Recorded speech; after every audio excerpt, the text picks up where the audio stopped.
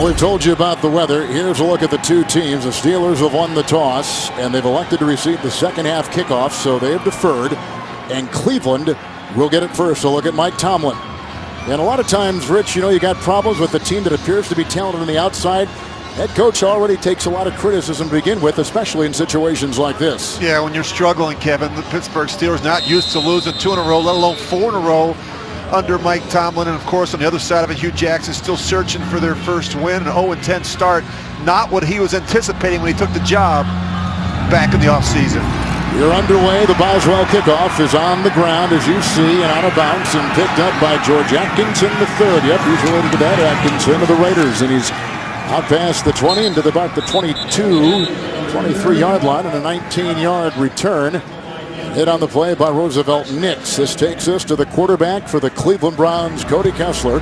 Makes his 8th start of the season today, Rich, after getting benched, as you talked about earlier, last week. Yeah, I want to see how he handles the weather. Remember, he played high school and college football in the state of California. He's played one game in college with temperature below 40 degrees. He's not wearing gloves. I want to see how he's able to throw the ball in the wind. With the 1st and 10.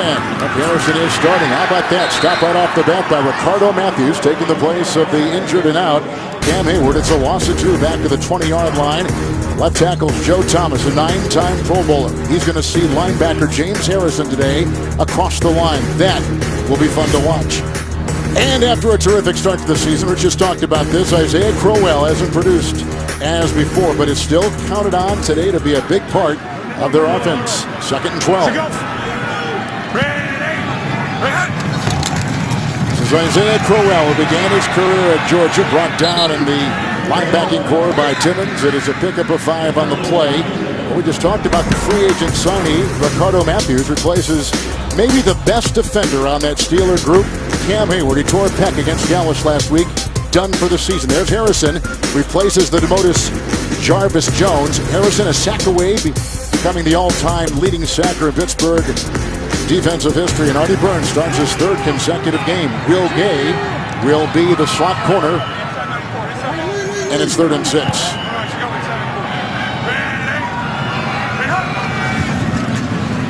Duke Johnson was in. He got by 2, and he looks downfield, and he's got Terrell Pryor, who's got the 1st down, stiff arms his way to the 38-yard line. Hit on the play by Mike Mitchell, hit by Cockrell. It is a gain of 38 through the wind and downfield for a Cleveland 1st down. Well, keep an eye on Pryor down the bottom of the screen. He's going to see the scramble, and he's going to break off his route.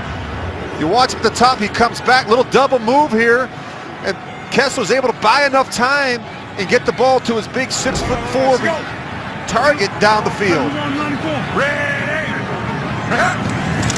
In a 38 right there, 1st and 10 for Kessler. Thomas keeping Harrison out, and here comes Cody Kessler on a USC and dropped. For as good as he looked on the first one, they go to the other side here, and it's dropped by the rookie out of Baylor, their top pick, Corey Coleman. He has been a bright spot, but it's incomplete. And if there was one knock on him coming out of college, were the drops. He had a bunch of them at Baylor. He's a big play waiting to happen. He's got great bursts off the line of scrimmage, but he's still learning the intricacies and the details of really playing that wide receiver position. Nice coverage on the play, too, by rookie Artie Burns. 2nd and 10. 2 tight ends, 3 tight ends.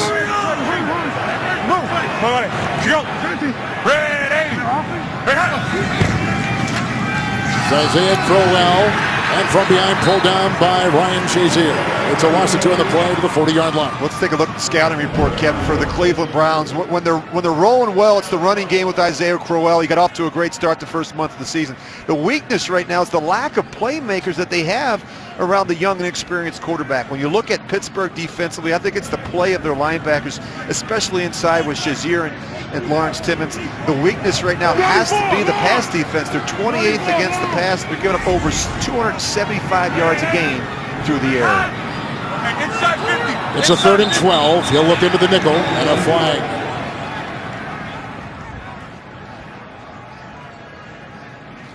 The referee today is Brad Allen.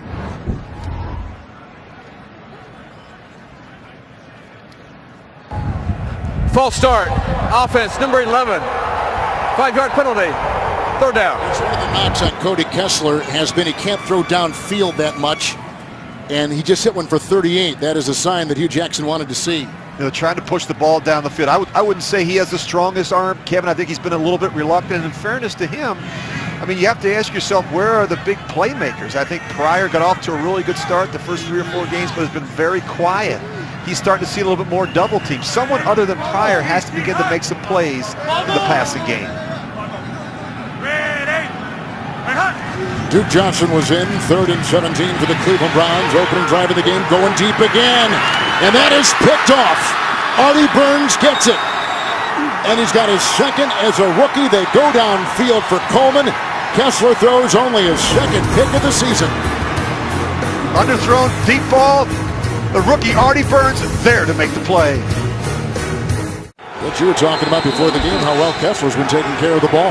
Yeah, he's done a terrific job, Kevin. Just the one interception coming into today's game. Unfortunately, he throws one here early in the first quarter.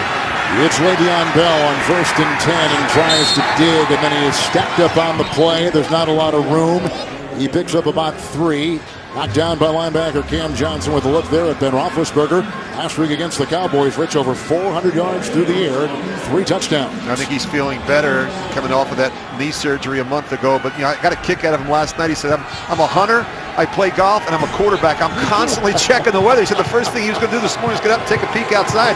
He's worn gloves all week. He's got big hands, and I think he controls the ball well through the air with the wind. 4 in the secondary. This is Bell. Banged down and taken on the play by Christian Kirksey. Picks up 8, has the first down out to the 15-yard line. Offensive line has missed only 3 starts total all season. Anchored by the center, Marquise Pouncey. Wide receiver Antonio Brown, the #1 receiver in the National Football League. He had 14 receptions last week against the Cowboys. All led by offensive coordinator Todd Haley. First and 10.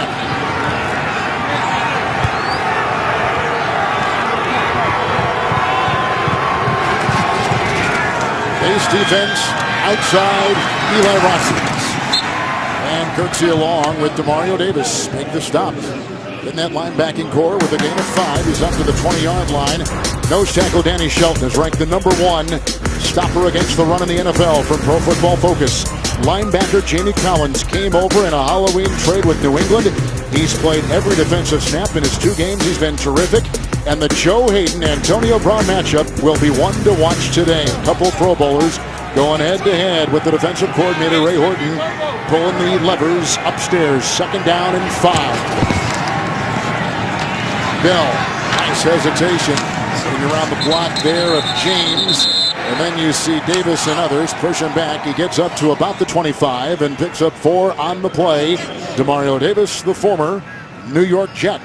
Kevin, a moment ago you mentioned Marquise Pouncey in the lineups. And when you build an offense, you always talk about being strong down the middle. When you think about it, they've got a Pro Bowl center in Pouncey. Behind him you have a Pro Bowl quarterback in Roethlisberger. Then directly behind him you have a Pro Bowl running back. Not every team has that luxury, but Pittsburgh is strong down the middle. It's a 3rd and 1, and this is Bell, and he plummets his way for the first down. In the secondary, Body Calhoun, gain of 6 in the play. Davis once again there, out to the 30 for a first. And Le'Veon Bell is so patient with the ball in his hands. He's never in a rush to just smack it up in there. He has great vision and a feel for how to create space and find a rushing lane. And he can stop and start on a dime. If you're the Browns, you've got to do a good job getting a bunch of hats to the football, setting the edge, and forcing him to run between the tackles.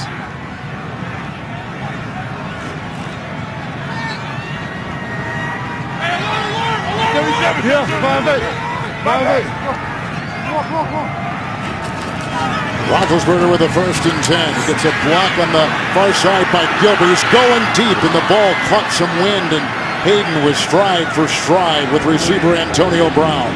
Let's take a look at the scouting report, Kevin, for the Pittsburgh Steelers. I refer to them as the Big Three, but Roethlisberger, Bell, and Brown. That's a special group. You look at the depth at wide receiver. The injuries in youth opposite Antonio Brown, a little bit of a concern. You look at Cleveland's defense. Jamie Collins has been a welcomed addition. He's played every snap the last 2 weeks. And the run defense is a weakness right now for Cleveland. 31st, they're giving up over 140 yards a game on the ground. With a second down and 10, it's Bell. He gets a block by DeCastro, and he's chased on the play by Kirksey. And hit in the secondary by Reynolds, who makes the start. 19-yard catch and run, and the Steelers to their 49 with the first. Well, they're such a good screen team, and you've got a back that's very patient that can make great plays in space. Look at him sell it, the protection, and you look at the right guard, get out in front of it. DeCastro, they've got guards and a center that can really get out and run and get up on the second level and cut and give Le'Veon Bell some real lanes in the open field. So much on the same page, aren't they? Huh? It's great timing and rhythm when they're rolling offensively. Bell on 1st and 10, slicing, breaking tackles, and takes it in the secondary. Hit by Kendrick, picks up 12 on the play to the Cleveland 39. Well, look at the movement you get at the point with the center and the right guard, and then they get the lead with Jesse James, the tight end, playing fullback, and we talked about the patience and the burst up on the second level. And one of the problems, Kevin, as you study this Cleveland defense, they don't tackle well in the secondary. The safety play has been a real issue. They take poor angles and they miss a bunch of tackles down around the line of scrimmage. No.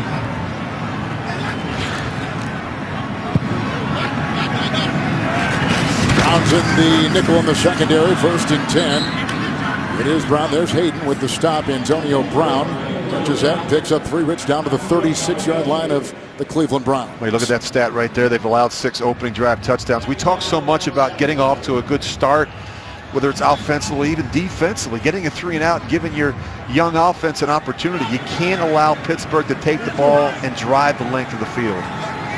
Roethlisberger had that meniscus knee surgery 1 month ago. Only missed 1 game. He's maybe as tough as they come, Kevin, at the quarterback position. 10th play of the drive, 2nd down and 7. Bell, nifty move, and he gets by Davis and Kirksey along with Collins. Usher him out of bounds with a catch and run there of 9.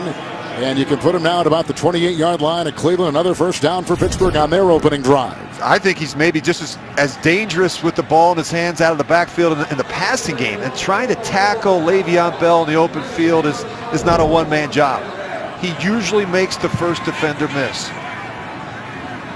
Got to get a bunch of hats to the football when 26 has it. They had 448 yards last week. This offense did against Dallas. They were terrific. 1st and 10. It's Bell. There's a block by James. He tries to find some room, and it's clogged up by Davis, who only allows a gain of 3, Rich, down to the 25-yard line. They had a kick out of Ben Roethlisberger last night, Kevin. When he made the comment, he said, "I don't really spin the ball well." I said, "What are you talking about? You know, you're the top 10 in just about every passing category in the history of the game." But he said he doesn't spin it. He said his ball floats a bit.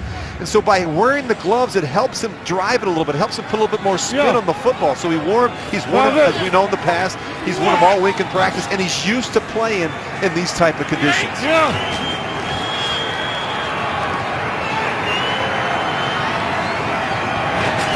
Second down, 7. Roethlisberger, Bell. There's Collins. Rich, let me ask you, when you played in weather like this, rain, wind, snow, whatever, did you wear a glove? I did. Now, I played 17 years. I wore gloves one time, Kevin, at my last year in a torrential downpour. I was never really comfortable. A lot of quarterbacks aren't comfortable. They want to feel the leather. But Ben has big hands. He's comfortable wearing them. He's done it in the past. He plays obviously in Pittsburgh. You play in the AFC North. You're used to playing outdoor in the elements. But I just think he does a great job driving the ball in the wind. The good quarterbacks can do that, and that's what Ben does. He cuts the ball through the wind. 2 tight ends, including Johnson. 1st and 10, Bell. Blocked by DeCastro, blocked by James. And he's finally taken down in the secondary by Reynolds. It's a 9-yard gain and close to a first down. He's at about the 9-yard line at Cleveland. Boy, Bell's been terrific. The big play, a 19-yard catch and run on this drive by Le'Veon Bell. Well, 7 carries and then 3 receptions already for Le'Veon Bell. Look at those numbers, though, already. He's been a one-man wrecking crew. And Kevin, when you watch him, it doesn't look like he's going fast. It looks like it's in slow motion because he's just so patient. He gets lost sometimes behind that big offensive line. Good balance, run pass. Second one, and somebody moved on this drive. It started, yeah, looked like he did. Start. Offense, number 26. 5-yard penalty. Second down. This drive began back at the 4-yard line of the Pittsburgh Steelers after the interception on the play by rookie Artie Burns in the secondary for Pittsburgh. Le'Veon Bell just chomping to get the ball. Look at Pittsburgh. They've been very good in this part of the field. You look at Roethlisberger, 11 touchdowns, no interceptions. Of course, the matchup you're looking for down here is Antonio Brown matched up on Joe Hayden. That's a marquee matchup to keep an eye on. Most teams have been doubling 84 most of the season. Second down, 6, Bell. And Claude right there, you see Kirksey, you see Shelton, and they allow no gain on the play. That was the 14th play of this 8-minute drive. And they'll keep him at about the 13, 14-yard line. Well, Danny Shelton has played well. He's probably their most improved player from a season ago. He's powerful and explosive in the middle of that 3-4 defense. The thing I like, he's difficult to move off the ball because he plays with such a low center of gravity. He's got those big arms to be able to push you and control double teams. It's 3rd and 6.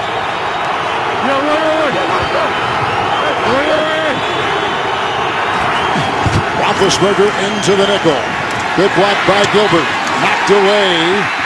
Did James get it? I don't think he did. Bobby Calhoun, a rookie free agent out of Minnesota, was there with a nice defensive play.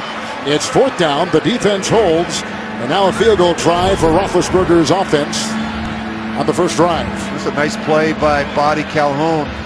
It's another player that defensive coordinator Ray Horton signaled out in the meeting on Friday. He said he's really come on and played a whole lot better here the last month of the season.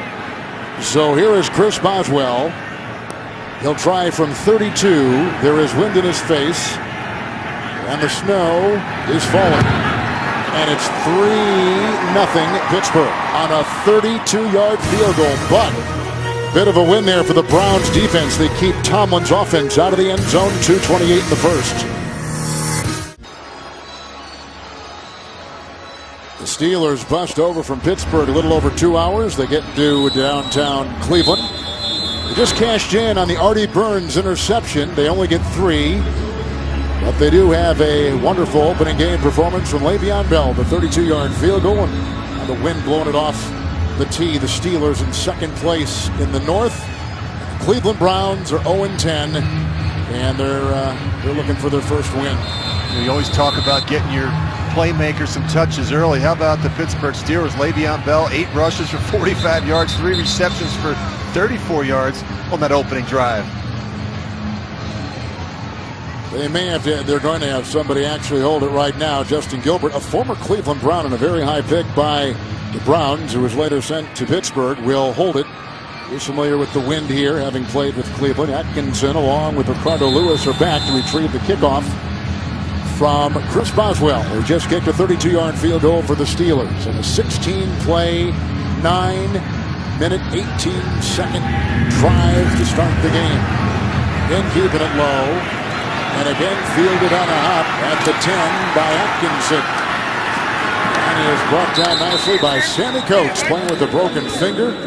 On that left hand, the wide receiver making the stop. 14-yard gain by number 14 on the play. Back to Kessler when we come back. With Rich Gannon, Kevin Harlan, our terrific CBS crew in Cleveland. A lot of wind. You see the snow. 1st and 10 after the Steeler 32-yard field goal. Cody Kessler's been sitting about 20 minutes, and they get him.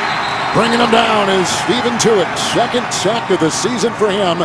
He becomes the focus of that line. A loss of 7, Rich, back to the 15-yard line. Yeah, good look at Tuitt right here, just working on the right guard, Greco, and he gets the angle on him early and just beats him around the corner. Need a better set there by the guard, Greco. They try to disguise where Tuitt lines up because he is so effective and they can overload on him. And he's probably going to start seeing more double teams now that Cameron Hayward is no longer in the lineup. And here on 2nd and 17 comes Crowell. Shazier there among a couple others. Cockrell making the stop. It's a gain of 5, and he's out to the 20. Well, you look at Cleveland, Kevin, they have to be able to control the clock by running the football. It's their best chance. They've been throwing it way too much the last 6 weeks. And you look at Crowell, the first month of the season, he was one of the better backs in the game. He was on pace for over 1,500 yards. He had the highest yards per rush carry attempt, 6.5 yards. And then the last 5 or 6 weeks, for a number of reasons, they've been behind in games and they haven't had a lot of snaps. Less than 50 snaps a game in the last 2 weeks. 3rd down and 12, and here comes the big rush of Timmons. Lawrence Timmons coming through. So you have, and there goes Kessler. The ball is in the end zone. It was loose, and now the officials. Ruling on the field is an incomplete forward pass. It is not intentional grounding, as number 29 was in the area. So Stephon Tuitt comes in for a sack. Timmons closes out on that 3rd down rush, and the Browns in trouble. Well, this is bad football. I mean, you don't even block Lawrence Timmons. I mean, this is just too easy. I mean, I think Timmons is just shocked. He's not even blocked. Cody Kessler has no chance. They're actually running a screen out the back door, but you have to account for the end man on the line of scrimmage. That's how quarterbacks get hurt in this league. The Steelers, they just called it illegal use of hands on the play, so a penalty is against them. Kessler's shoulder looked like it was hurt. He was favoring it, and Mike Tomlin is upset. Watch the penalty again. Illegal hands here on Burns. Yeah, Artie Burns has got those long arms. We had a great visit with him last night. What did Keith Butler, defensive coordinator, say? He's got to do a better job keeping his arms inside. He's been grabbing too much. That's with the 1st and 10. Threading the needle right there. This is Hawkins breaking tackles into the secondary. Brought down to the play by the free safety, Mike Mitchell. A catch and run at 20, and Cleveland's out to their own 45. Well, this is what Hawkins gives you. He gives you some suddenness and some quickness.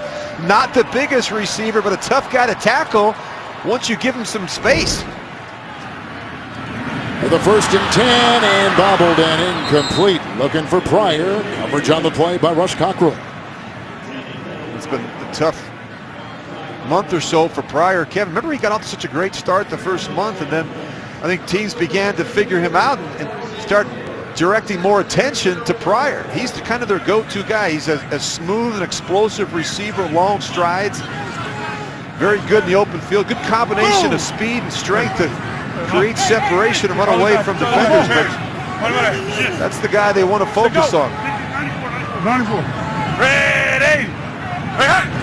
The 2nd down and 10. It's Crowell with the block from Thomas, who came over to push. There's Timmons, who leads the defense of the Pittsburgh Steelers in tackles, allowing only a gain of 2 out to the 47-yard line. And the best way to help your young quarterback is to run the ball successfully. Hugh Jackson knows that, especially on the early downs, and really stay in manageable situations on 3rd down. You don't want to have big numbers on 3rd down against this Pittsburgh defense. That's where a lot of the exotic and unusual pressures show up when you study the Steelers.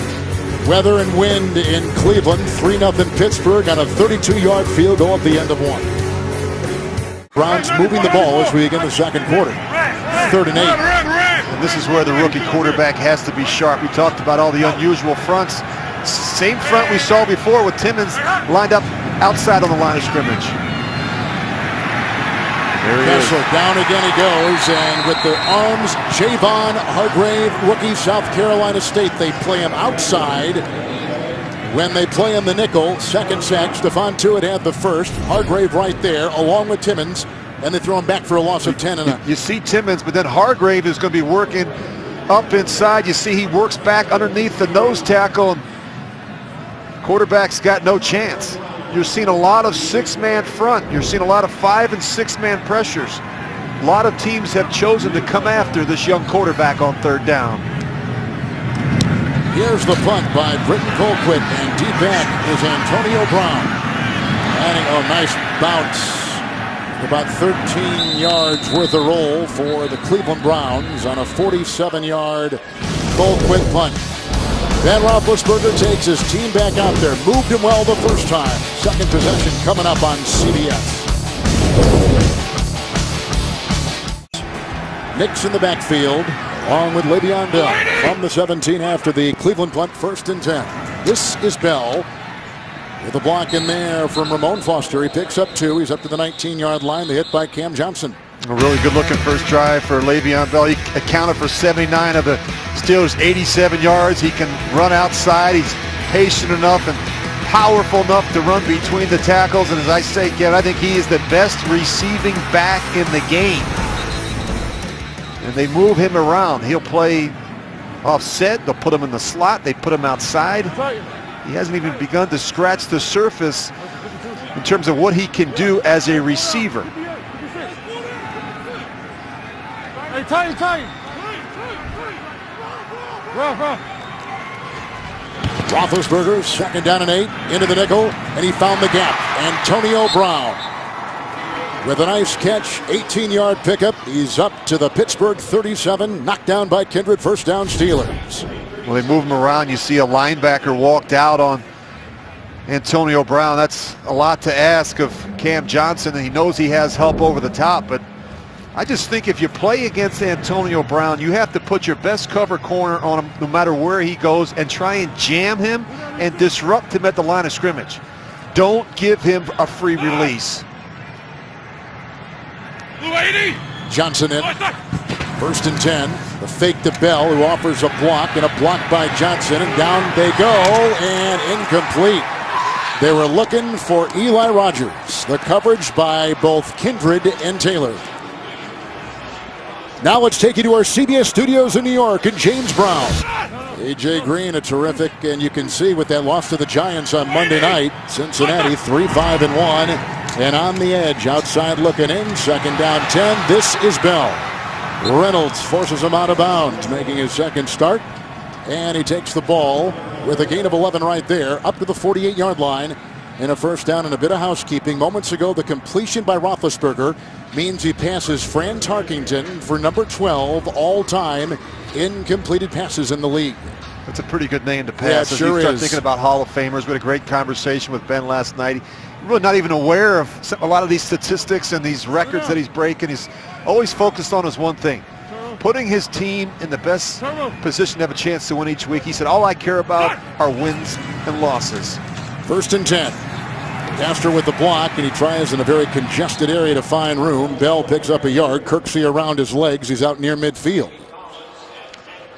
The run defense continues to be the issue, I think, Kevin, for this Cleveland defense. They're 31st. They're giving up just under 145 yards a game on the ground. They haven't tackled well enough as a unit. Now, the addition of Jamie Collins certainly helps, but good look at Ray Horton, the defensive coordinator, in the middle of your screen there with the white top on.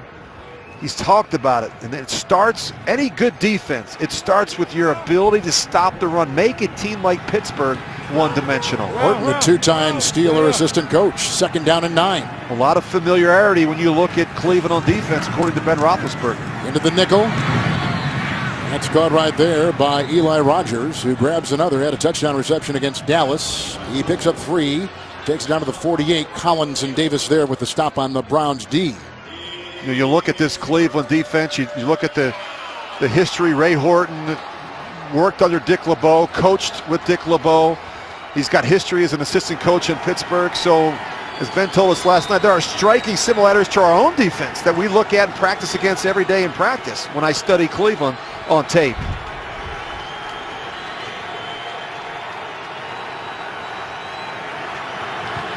Hamilton in motion, 3rd and 6.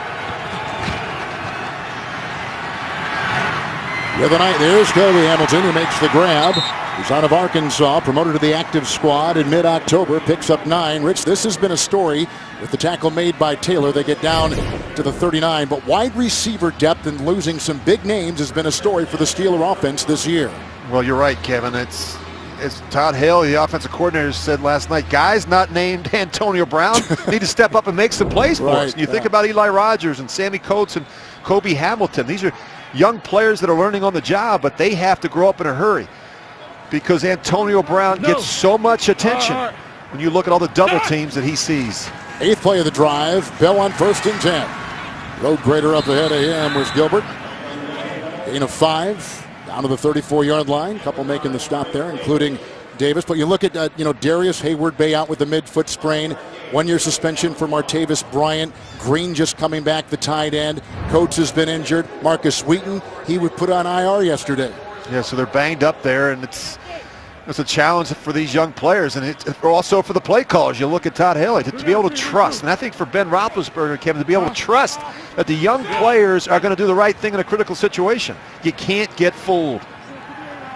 Indecision hurts quarterbacks. Kill it, Dave. Well, now pushing guys. There goes a flag. Ben was trying to change the play. False start. Offense number 66. 5-yard penalty. Second down. A little bit of movement there by the Pro Bowler David DeCastro. Sometimes when you suddenly try and change the plays, you kill it. Kill it from one play to the next, as you heard Ben say, kill, kill. Sometimes you get that sudden, just a little movement there by the right guard. That's why a lot of times I used to say easy, easy, easy. Let everyone know something's coming. At the line, At the line of scrimmage, because you don't want that. They get really antsy, those linemen inside, especially on the road. Second down and 10. Fake to Bell. They get the tight end, James. And he was stopped in the play by Jamie Collins, among others, with a catch there of 5. He's down to the 34-yard line. James, 29th catch of the season, the tight end. Pittsburgh's a good screen team. I think there's a couple reasons why, Kevin. We talked earlier about the offensive line, Pouncey and DeCastro, guys that are athletic that can get out and run. But also you have a quarterback in Ben Roethlisberger that's very patient. He draws the rush. He pumps away from the rush. And he really freezes you as a defensive player. Now all of a sudden out the back door goes Le'Veon Bell or Jesse James. They have a ton of screens. He extends the drive, extends the play. He does a great job holding the rush, drawing the rush to him, and then flicking it out. No one is going to get hit. 3rd and 5 here. Going away with the block at the left tackle. Catch by Hamilton. And Kirksey, who is defending at about the 32-yard line, shy of the first, picks up 2. They're going to go for it. On 4th down, you're right. You got the wind in their face, and these are decisions you make. A lot of the decisions are made before the game. You watch these kickers warm up. You get a good look at Chris Boswell. You have that conversation with them. If you're Mike Tomlin, you say, what's your range like today? And with the wind in your face, this is probably a good decision by the Steelers. They need the 29. 4th and 3. The alert for the crossing routes versus all this man-to-man coverage.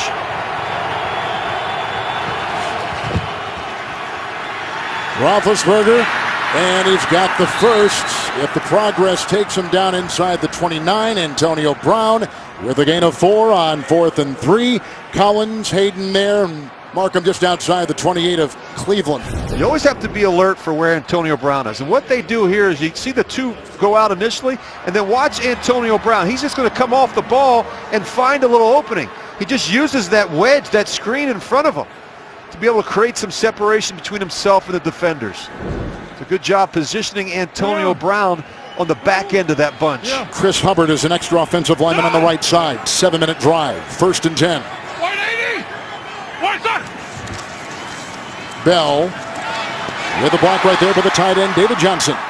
And he's stopped in the secondary by Reynolds, and Le'Veon Bell down to the 18-yard line. A 10-yard gain and close to a 1st down. They give it to him. They move the chains again. Well, you're going to see David Johnson. He's going to come over and get the kickout block. And watch the patience of Le'Veon Bell, who starts down to the right. Then you see the explosiveness right through their hole. That's a good-looking hole. And that's been the problem so far, Kevin, when you look at this Cleveland defense. Le'Veon Bell is getting 2 or 3 yards beyond the line of scrimmage before he's even running in or getting close to a Cleveland defender. Too much space between the ball carrier and the defender. 1st and 10, Bell. Hesitation, which you've been talking about, and finally wrapped up on the play by Paya, Stephen Paya.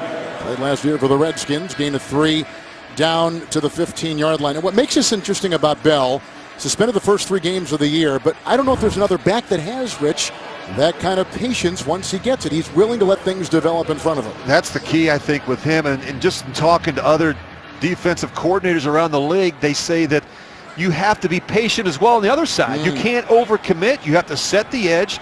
And he's a counterpuncher. He waits for you to commit first, and then he bounces it, backside. So you have to be patient This front seven has to play well. Those guys in the orange jersey, you've got to keep an eye on 26. 14th play of the drive. The pump by Ben, looking deep, and he's going out of the end zone. There was coverage by Taylor. They were going for Green, who they signed as the big free agent acquisition from San Diego's, but missed most of the season. 3rd and 7 coming up. Well, he's going to, now that he's healthy, I think they feel real good about getting Green in the lineup. But you have to hold your coverage. That's the book on Ben Roethlisberger. Probably no better quarterback in the game at extending plays, and I think that's where Ben Roethlisberger is most dangerous once he gets outside the pocket. His accuracy down the field, off the scramble, as good as we'll see in the game. Their first drive was 16 plays. This is the 15th play of their second drive. 3rd down and 7. Roethlisberger hit as he throws, deflected and incomplete off the fingertips of Kirksey, and the big pressure by Danny Shelton. Steamrolling up the middle, and Roethlisberger hoisted up and shaken up perhaps. And they're going to have to settle for 3 again. And the defense of Cleveland holds them out. Well, it's a big hit by Shelton. We talked about him, Kevin, as a run stopper. He can anchor and he can win against double teams, but he's becoming a better pass rusher. He just rides Big Ben right to the ground. That's a lot of 55 on you, man. Oh man, that's a big kid. That'll knock the wind right out of you. Then he gives him a nice little shove just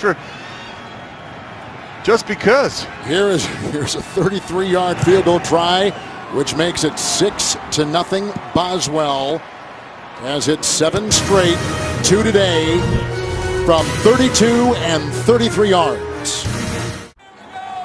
Fans, be the first to know your team's news with the CBS Sports app. Get instant updates, expert analysis, highlights, and more. Download the CBS Sports app today. Kevin Harlan, Rich Gannon, you're in Cleveland. You're with the wind chill. It's about 23 degrees. The snow, as you can see. The ensuing kickoff after 2 straight field goals by the Pittsburgh Steelers on 2 consecutive 16-play drives. Browns will get it back on a chilly day on this Thanksgiving week on CBS. A lot of plays, a lot of time, not a lot of scoring. They've had 2 red zone, Rich, and 2 field goals from the Pittsburgh offense so far. Yeah, but 2 16-play drives, they've got to feel good about that. Kevin, certainly time of possession has to be a concern for Cleveland to get something going here on this drive. It's Corey Coleman who gets the ball on a quick tackle made by the rookie out of Maryland, Sean Davis. He's seeing more time along with Artie Burns. It's a gain of 4. They're out to the 29. It's one of the struggles that Cleveland has had. They need more opportunities. You look at the last 2 games, just 44 offensive snaps against the Cowboys, just 48 against the Ravens. Just 13 plays so far in this one. With a 2nd down and 6, Duke Johnson is in. Blocked by Barnidge. He'll slash, and he's hit by Timmons, and then drilled in the secondary by Mitchell. It's a burst of 12. He's got a 1st down to the Cleveland 41. Well, you look at the last 2 weeks, we talked about that, and you're calling plays. You're looking for opportunities. Their struggles have been on 3rd down, and they've gotten behind in games. They've had to throw the football. Stay out in front of the down and distance. Johnson remains 1st and 10 for Cody Kessler. Right through the hands again. 2nd drop by rookie Corey Coleman. Incomplete to New York, and here is James. Big game in the South. Yeah, you talk about a team that their ability to handle a little bit of success. Tennessee struggling right now. With a 2nd down and 10, Cody Kessler. 3-year starter at SC. Look out! Arthur Moats. 2nd sack. Started the first 5 games. He's been rotating with Chicolo, who has been starting the last couple. 3rd sack by this Pittsburgh D, back to the 30-yard line. And you look at the pressure from outside. The tackles have to play well in this one, and even the tight ends. I mean, you look at the tight end there in that situation. Telfer, he's got to do a better job holding his edge. Cody Kessler can't hold the football against this Pittsburgh defense. The 2nd and 3rd hitch will get you every time. The ball has to come out on time. Now 3rd and 21 with the draw play to Duke Johnson bouncing. And Shazier finally was the one to get him, along with the hit by Davis. They lose 2. The boos begin cascading down onto the field. They're back at the 28, and the punting unit takes the field for the winless Browns, who have also coming in have lost 13 consecutive games going back to last year and 20 of their last 21. It was a bad-looking drive. 3 and outs are demoralizing to a football team, and Kevin, it really started with the drop. You look at Corey Coleman, his second drop of the day. He's going to do a better job keeping his eyes on the ball and squeezing it. Britton Colquitt. There's a flag. Antonio Brown lets it bounce and roll. Flag is thrown back at the 25. In fact, a couple flags thrown back at the 25-yard line. That's a punt with a good roll of 56 yards. The special teams have been a problem for Cleveland as well. Return units haven't been very good. Holding, kicking team number 54. 10-yard penalty. Remains 4th down. 54 is Dominique Alexander. Well, the Pittsburgh Steelers have had the Cleveland Browns number. They've won 2 straight, 6 of 7, 22 of 25. And here's that play. Right in the middle of your screen. Yes, he is, holding Shazier. Boy, Shazier is such a good player. You know, isn't it great to see him? You know, you talk about your best defensive player now making plays in the kicking game. It's important to these guys. They want to be involved in some unit of special teams. And Shazier is an explosive player. He's a tough guy to block. He had a knee injury. Seems to be around the football. He had that knee injury, Rich, earlier in the season. He missed 4 games. He's flying around right now. He is. Colquitt, who they got after they traded Andy Lee, the Pro Bowler, to Carolina. Antonio Brown, only a 3-8 hang time there. And here they come. That may have been an illegal block. That may have been an illegal block. But there is no yellow on the field, and he spins his way for 7 after the 48-yard punt. We are at the 2-minute warning. 1:51 to go with a couple of Steeler field goals. From our CBS studios in New York, you see the horizontal snow, 30-mile-an-hour winds. The wind chill making it 23. 3rd possession for Roethlisberger after 2 16-play drives. Bell to Castro the block, and he is spun down by Collins, the expatriate, out about the 47. He picks up 6 on 1st down. Steelers and Browns both with 3 timeouts apiece. This is where Pittsburgh is so good. The 2-minute offense, maybe the best in the league. Very good at the end of the half. They've scored 24 points in this situation. The 2nd down and 5. And a block right there from Villanueva. And he is brought down in the secondary by a couple, including Kidred. Gain of 7. 1st down. Timeout Pittsburgh. They get to the 47-yard line of the Browns and 1:19 to play in the first half.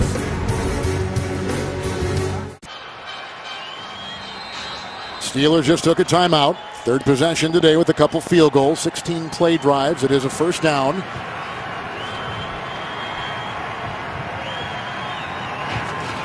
Nickel secondary awaiting Roethlisberger.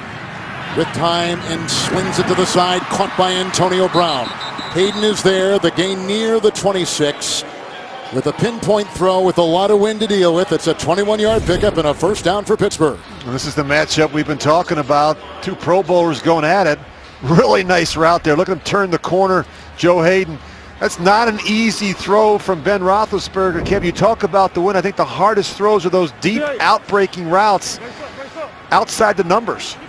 And Ben does a nice job setting his feet, driving that one down the field.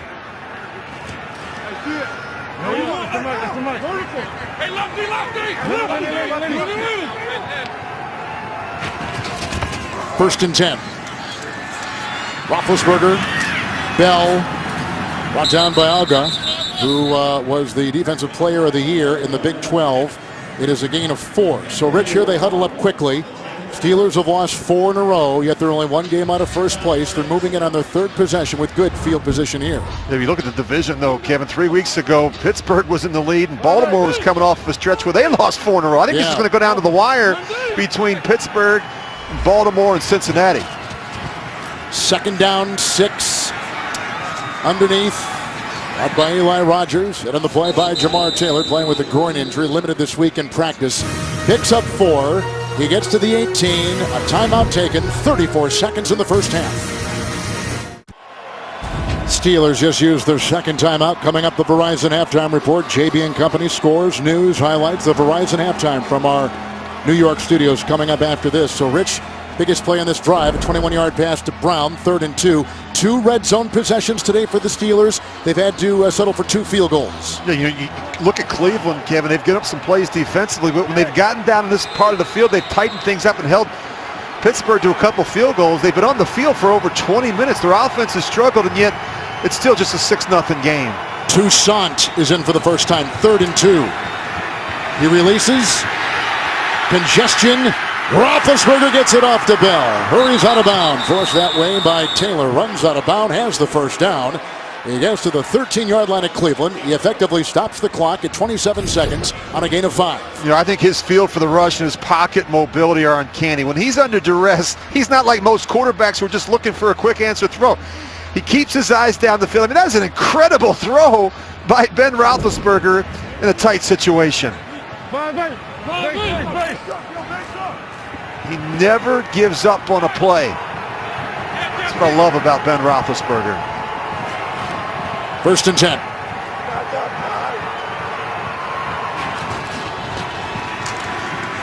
Time. Bell. Forced out of bounds by Jamie Collins. He gets close to the 10. He picks up 2. Mark him at the 11. You Clock look at 21. 1 timeout remaining for Pittsburgh. Excuse me, Kevin. You look at how Pittsburgh's attacking. They're trying to attack in the middle of the field with their running back right now against the Cleveland linebackers. That's been a huge advantage really all season for Pittsburgh, but Cleveland's got to figure out how to account for Le'Veon Bell out of the backfield. He's already got 7 catches in this game. 6 straight completions for Roethlisberger. 2nd down and 8. And he looks for Hamilton with the coverage by Buddy Calhoun. Kobe Hamilton could not grab it. 3rd down.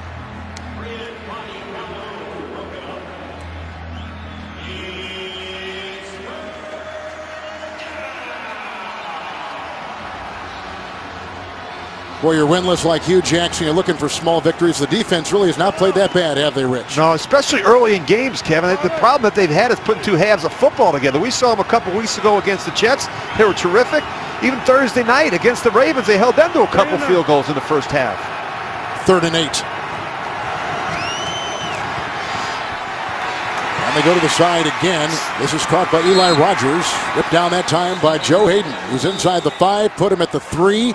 Looks like he's got the first on a gain of about 8. Let's see where they stop it. A timeout taken. 8 seconds to play. We step aside just before halftime.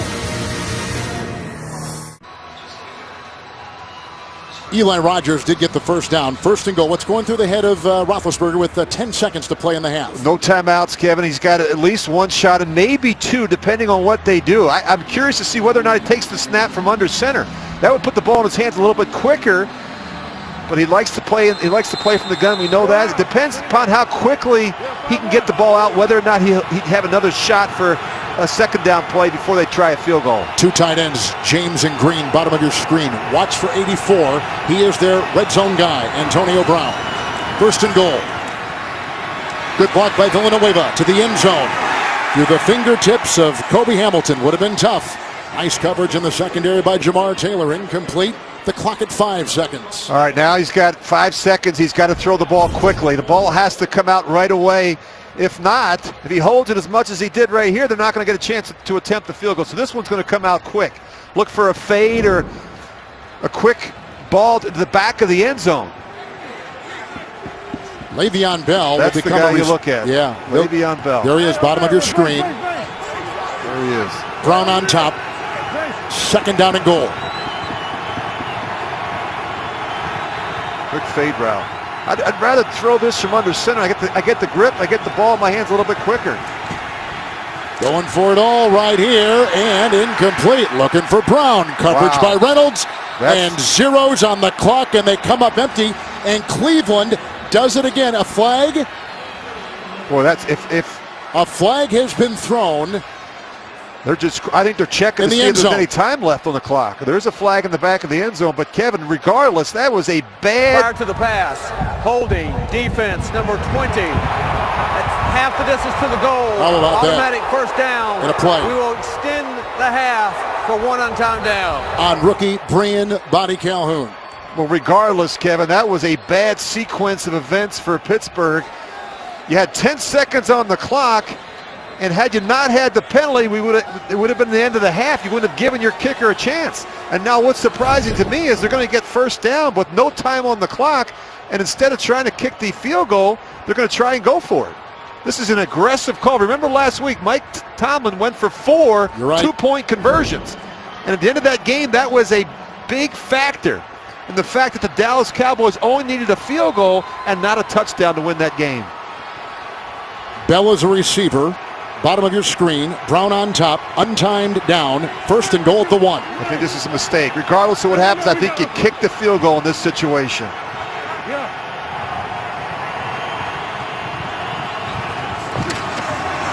Fake to Bell, incomplete, and another flag. And this one goes on Hayden, climbing on the back of the receiver, Antonio Brown, so we'll have another untimed down. And he didn't need to do it. He was in great position. Right. I don't think that Antonio Brown would have been able to catch this ball. Joe Hayden had great position, but he panics, and he grabs the back shoulder of Antonio Brown. Pass interference, defense number 23. The foul occurred in the end zone. By rule, the ball will be placed at the 1-yard line. Automatic first down. Will extend the half due to the defensive foul. He's in great position, but that left arm gets him. He puts it right across the chest of Antonio Brown. Not the end of the world, right? Right. Just moves the ball up a couple feet. Still got to stop him here, though. Another untimed down coming up to conclude our first half. The defense of the Browns have kept the Steelers out in 2 red zone possessions today. This is the 3rd. It's first and goal at the 1. And they've been on the field, Kevin, for over 20 minutes, this Cleveland defense. Well, the reason why they've stopped play here, people are throwing things out of the end zone, the dog pound, onto the field. And, you know, they will penalize the team if this continues. Well, again, you got to look for Antonio Brown and Le'Veon Bell. I mean, those are the 2 players that usually get the ball in this part of the field.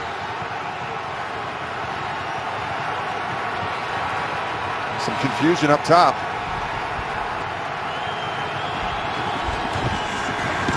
Bell, touchdown!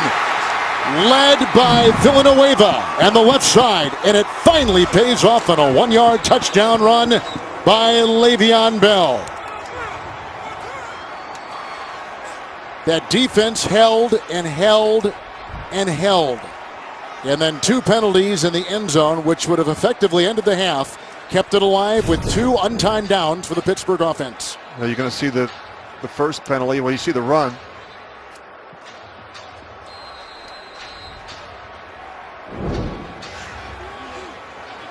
Now they'll try for 2. Before Dallas, they were 14 of 17. Dallas, as you see right there, 0 of 4. Rich talked about it just seconds ago. Trying for 2.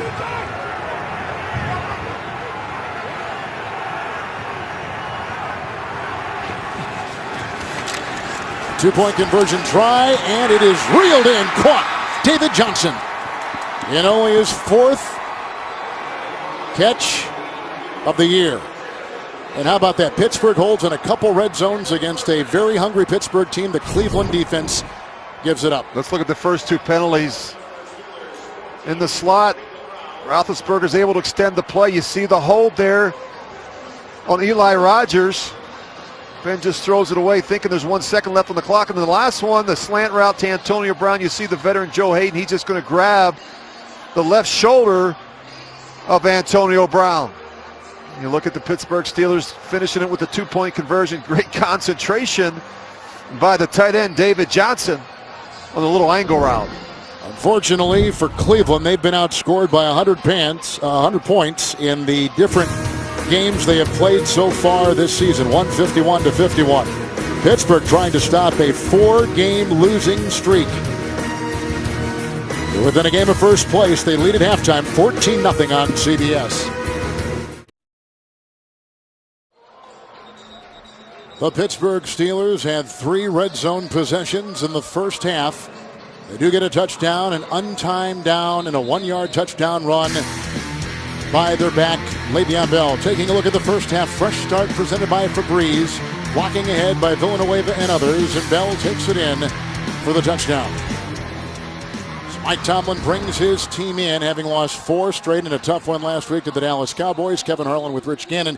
Let's revisit just what happened there with those untimed downs. They decided to go for the touchdown as opposed to the field goal, speaking of the Steelers. Really an aggressive decision by Mike Tomlin. Rather than go up 9, he decided to go for it with the untimed down. I just think it's the confidence that he has in his veteran quarterback, Ben Roethlisberger, to get the job done in that part of the field. But Kevin, you look at this, the first half, I mean, it's been dominated by Pittsburgh, and you look at the first half stats. I mean, look at the total yards, time of possession. I mean, Le'Veon Bell alone, he's got 135 yards of offense. The Cleveland Browns have just 50. Now, the key, third down. Cleveland's got to get off the field on third down defensively, and offensively, they've got to convert a third down. Hugh Jackson's got to find a way to generate some offense here in the second half, or his defense will be in big trouble. They've been on the field way too much here in this first half. Toussaint, along with Coates, for deep back. They leave it in the end zone, so out to the 25-yard line. It'll be a 1st and 10 for Ben Roethlisberger and the Pittsburgh Steelers. Adjustments in the second half. Well, I like what Pittsburgh has done, Kevin, especially on third down. They've had a lot of 5- and 6-man pressures, really forcing Cody Kessler to make some quick decisions, continue to be aggressive, keep getting after that young quarterback. For Cleveland, offensively, they've got to be able to generate some offense and convert a third down or two to keep a drive alive. Just 1 of 4 in the first half on third down. 2 tight ends and an extra lineman. Chris Hubbard is on the left side in a 1st and 10 with the first play of the second half. Le'Veon Bell pulling the tight end, and he works it out. A flag is thrown, tackled by Kirksey. There was a 9-yard gain by Bell. Holding. Offense, number 86. 10-yard penalty. First down. You say 86, there is no 86. Well, you look at those first half possessions. I mean, you love 10-plus play drives. They've had 3 of them, and you look at all 3 possessions have resulted in points for the Pittsburgh Steelers. Problem is they're not scoring quick enough. True. It's taking over 9 minutes to score points, and they've got to be able to finish, obviously, down in the red zone. Disappointment on the first 2 possessions. They had to settle for field goals. But other than that, it's been a pretty good-looking report card, Kevin, for Ben Roethlisberger and the Steelers in the first half. Okay. Especially Le'Veon Bell, who's been outstanding. 1st and 20. Antonio Brown, and a good beat on him there with the linebacker. Kirksey making the stop, leading tackler on this Cleveland defense. He gets a gain of 3 up to the 18-yard line. Rich, the wind direction, and it's hard to read in these stadiums from the telltales on top of the uprights, but how does that affect a quarterback when he deals with gusts of over 30 miles an hour like we've had today? I think you're always aware of it on the field. I think the play callers are aware of it. Certainly it impacts how you call a game, but if you look at what Pittsburgh's done, Kevin, a lot of it has been quick throws to Antonio Brown out of the backfield. Le'Veon Bell out of the backfield, and Antonio Brown on those quick slant and underneath routes against this Cleveland defense. With a 2nd and 17, swings it, and he's looking for Hamilton, and the coverage on the play by Buddy Calhoun. He was let go by Jacksonville. Undrafted player out of the University of Minnesota has come back and earned a starting role in the secondary for Cleveland Browns defensive coordinator Ray Horton. We've talked about the quick throws from Ben Roethlisberger. The wind really affects the downfield throws more, and I think we haven't seen as many from Roethlisberger. A great job spreading out this Cleveland defense. A lot of different formations and personnel groupings. It's 3rd and 17, looking into the nickel. This is Le'Veon Bell being chased, and Buddy Calhoun throws him out of bounds. He had to get to the 35 for the first, and he picks up 8 on the play. So it's 4th down, and here comes the punting unit for the Pittsburgh Steelers. You've got to ask yourself, is Jordan Berry even warmed up? He didn't punt at all in the first half. That's right. Obviously, he came out early and kicked some before the start of the second half, but that's a good half of football. And it's a good way to start, Kevin, for Cleveland defensively. They finally get off the field on third down, get some good field position here, give their offense a chance. Jordan Berry to Duke Johnson. From the 32, hang time of 4-1. And look who's riding him down, Sammy Coates. Broken fingers and all, got him on the play. Cleveland gets it when we come back, 43-yard punt. The defense of the Steelers pitching a shutout, 13:05 in the third. You see the first half resume for the Cleveland Browns. We're now in the third and a 14-0 lead for Pittsburgh. Cody Kessler. With the first and 10, here's Duke Johnson. Little flea flicker. Harrison blocked. Here comes Tuitt. Stephon Tuitt once again is all over him.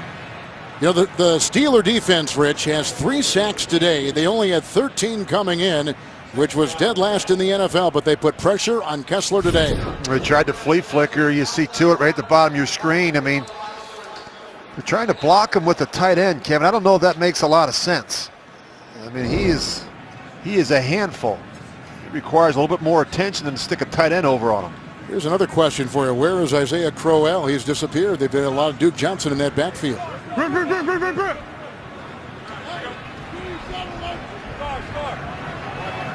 Pistol. 2nd and 10. Pass through the block. Duke Johnson outside. Shazier is there. Rushes them out of bounds near midfield. They pick up 3 and put him right at the 50-yard line.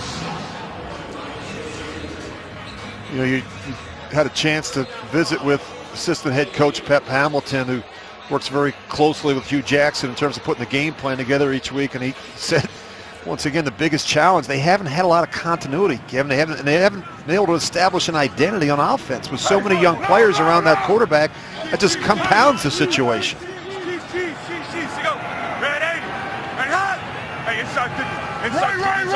Third and 6. He looks into the nickel. Thomas the block on Harrison. Up the middle, they got the first down. Duke Johnson chased by Timmons.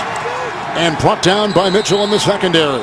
A catch and run of 22. They take it to the 29 of the Pittsburgh Steelers.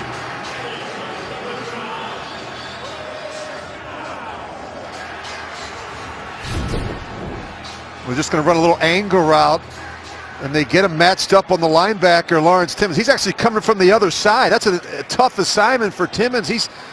They're showing pressure one way, the bail the other way, and I don't know how sound that was to ask Timmons to cover Duke Johnson from the other side of the field.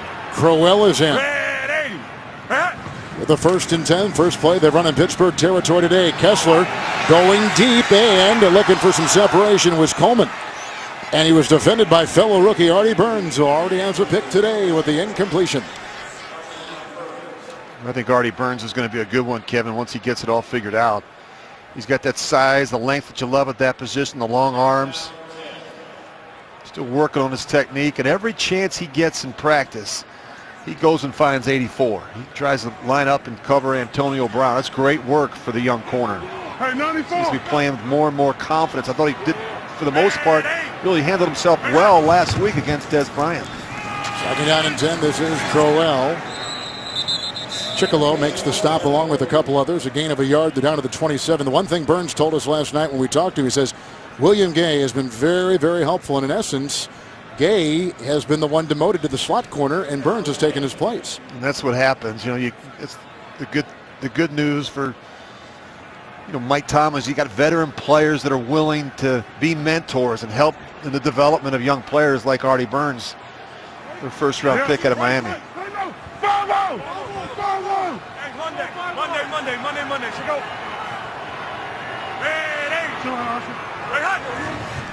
Looking into the nickel on a 3rd down and 9. Thomas the block on Harrison. That's off the fingertips of the Pro Bowl tight end, Gary Barnidge. With the coverage on the play by a couple for the Pittsburgh Steelers on the incompletion.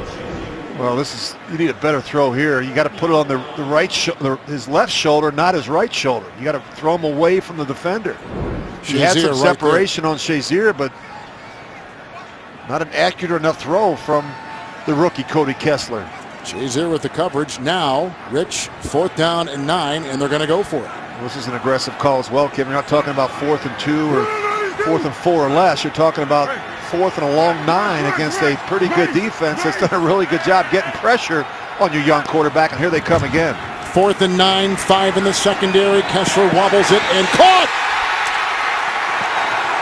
Try Pryor around Mitchell inside the 5. Mark him at the 1. 26-yard connection from Jeanette, Pennsylvania. Terrell Pryor. Well, this is the matchup that they wanted. Pryor's been quiet in the first half, but he has the size that you love and the ability to go high point a ball. And Cockrell's never able to find the ball. They pressured him, and they got the look that they want outside. Cockrell with the coverage. Extra tight ends. First and goal. Isaiah Crowell stopped behind the line. Big play. Daniel McCullers. He played the most of any game this season last week against Dallas. Throws him for a 2-yard loss and put him back at about the 3-4 line. Boy, penetration, just the back had no chance. Both of those defensive linemen were 2 yards in the backfield. This defense is number 2. This Pittsburgh defense, number 2 in red zone defense. And this is 4-down territory. I mean, they already went for it on 4th down, Kevin, so they've got 3 more shots here inside the 5. Second goal, 3. And they got him. And it looks like Harrison with the sack, which would be an all-time Steeler record. Passing Jason Gilden. It is a sack in the 4th. Authored by the Pittsburgh defense today, loss of 5. Well, you're asking your guard to go out there and block one of the best pass rushers that the Steelers have, and he's late getting out there, and he's not able to set the edge and really set his base. And you look at James Harrison, he just walks the left guard, Drango, right into the lap of Cody Kessler. The stat became official in '82. He's got the most in Steeler history, and boy, have they had some outstanding sackers. Yep, the rookie Drango could not control him. Now 3rd and goal and a timeout. Confusion. Yep. And Kevin, if you don't convert here on 3rd down, I think you kick the field goal. You need to get some points. You need to finish a drive with some points. It's still early in the football game here. But again, it's hard to tell. When you have a team that's this desperate, that's 0-10, it's doing everything they can to try and find a way to get a win. Desperate teams do desperate things. Steeler defense tightening the screws. There's a look at James Harrison. Only his 2nd sack, his 2nd year starting over the last couple years. Well, they've had so many great outside linebackers over the years. A lot of them have worn number 92. Joey Porter, who's on the sidelines today for the Steelers as an assistant coach. And that's really, you talk about great Steeler defenses. There he is. Joey coaches that group. The ability to rush from the edge and be disruptive and not allow quarterbacks to set their feet and get comfortable in the pocket. 3rd start for Harrison over the last 2 seasons. Taking the place of the demoted Jarvis Jones. 3rd and goal at the 8. Kessler, Stephon Tuitt got him. And then falling on and make sure, Javon Hargrave. He picked up a yard. It is not a sack. He got down to the 6. And here comes the field goal unit for Hugh Jackson. And I think it's the right decision, Kevin. I mentioned it before the play. I think that, you've got to, you need something positive to happen. You have to find a way to put some points on the board. We would like to obviously cut the lead, made it a 1-score game, but you can't let this one get away from you. And the other thing is your defense was able to come out in the second half and get a stop. So here's Cody Parkey. They signed him week 3 against Miami, replacing the injured Patrick Murray. Here's a 24-yard field goal try, and he gets it. They had it 1st and goal at the 1. They settled for 3, but they're on the board with 8:05 to play in the 3rd on CBS. Right next door, the Rock and Roll Hall of Fame opened in 1995 in Cleveland, in part due to Alan Freed, who was a Cleveland disc jockey, credited with coining the phrase rock and roll. WJW Cleveland. Here is the ensuing kickoff after Parkey just belted one from 24 yards to put the Browns on the board. That's out of the end zone. A touchback into the 25. Another opportunity for Ben Roethlisberger and the Steelers. 8:05 in the 3rd. After the 24-yard field goal by the Browns, first points of the game, here comes Roethlisberger from his own 25. Second half possession, 1st and 10. Fake to Bell. Good drop by Bell. 2nd and 10. Watching tape of Roethlisberger, Rich, like you've done over the last 10 days. What's the tape telling you about his game? Well, he plays the game so fast. He makes such quick decisions. I don't think he's holding the ball as much or as long as he has in the past. I think early in his career, every play seemed like a broken play. It's no longer the case. I think his anticipation's so much better. You see so many more rhythm throws, and you still see the occasional mad scramble, but not nearly as often. I mean, he's making quick decisions, and the ball is coming out on time and in rhythm. Hubbard, the extra lineman. Johnson, the tight end. Second down 10, they're on the right side. Johnson is pulling. And Bell, slippery Le'Veon Bell. Out of bounds, Reynolds on the near side. He picks up 7 yards on the play, and they'll put him just outside the 30. Well, you talk about trying to get this guy on the ground. There's a good player right there. He swings it and misses another one. Le'Veon Bell, you think about how quick he is and the speed, the straight line speed, but how about the power and how big of a guy he is? He is a really good finisher, and he can handle the workload. You look at what he's done already in this game. 18 carries, 7 receptions. Nice up, nice up. Vertical. Roethlisberger with a 3rd down and 3. They get around Villanueva, and he got it off the Bell. He's got the first down, too. Racing over there is Jamar Taylor picking up 4. It may be safe to say, Rich, that when he's at the top of his game, there may not be a better overall running back than Le'Veon Bell and what he does. He's a complete player at the position. We know about him as a runner. We know what he can do. Look at that. Fewest negative runs, so there's not a lot of, as much as he moves and as much how patient he is, there's not the negative runs. So we know how good of a runner he is. We see him as a receiver and what he can do. Cleveland's had no answer for him, and I think where he's maybe improved the most, Kevin, is his ability to sit in there and be a personal protector for Ben Roethlisberger in the passing game. 1st and 10. The Castro pulls, Johnson pulls, and then wiggling his way for 4. Le'Veon Bell out to the 41-yard line. Brought down by Meter. Tomorrow on an all-new late show, Stevens got the star of TV's #1 news show, Bulls' Michael Weatherly. All new Colbert tomorrow on CBS. Rich, has the weather played factor with this game as much as you thought, or about what you thought? I think so, Kevin. I mean, I think certainly the Steelers have handled it better, and you would expect that with a veteran quarterback like Ben Roethlisberger, who grew up in the Ohio area, used to playing in these conditions, whereas Cody Kessler grew up in California. Kevin, he's standing over there on the sidelines. His defense has been on the field the entire game, and he's freezing. 2nd down, 6, Bell. Saw the blockers being held, and nice block there too by Jesse James, the tight end. Takes it out close to a 1st down at the 47. Give him 6. Let's go to James in New York. I like that. Another pick 6 for Blake Bortles. You and I saw one last week, Kevin, against Houston. Yeah, he's struggling. 1st and 10. Bell, James a block, and then finally tied up, it looked like, by Joe Schobert. He's a rookie out of Wisconsin, allowing just to gain a 2 near the 49. Meter had a hand on him as well.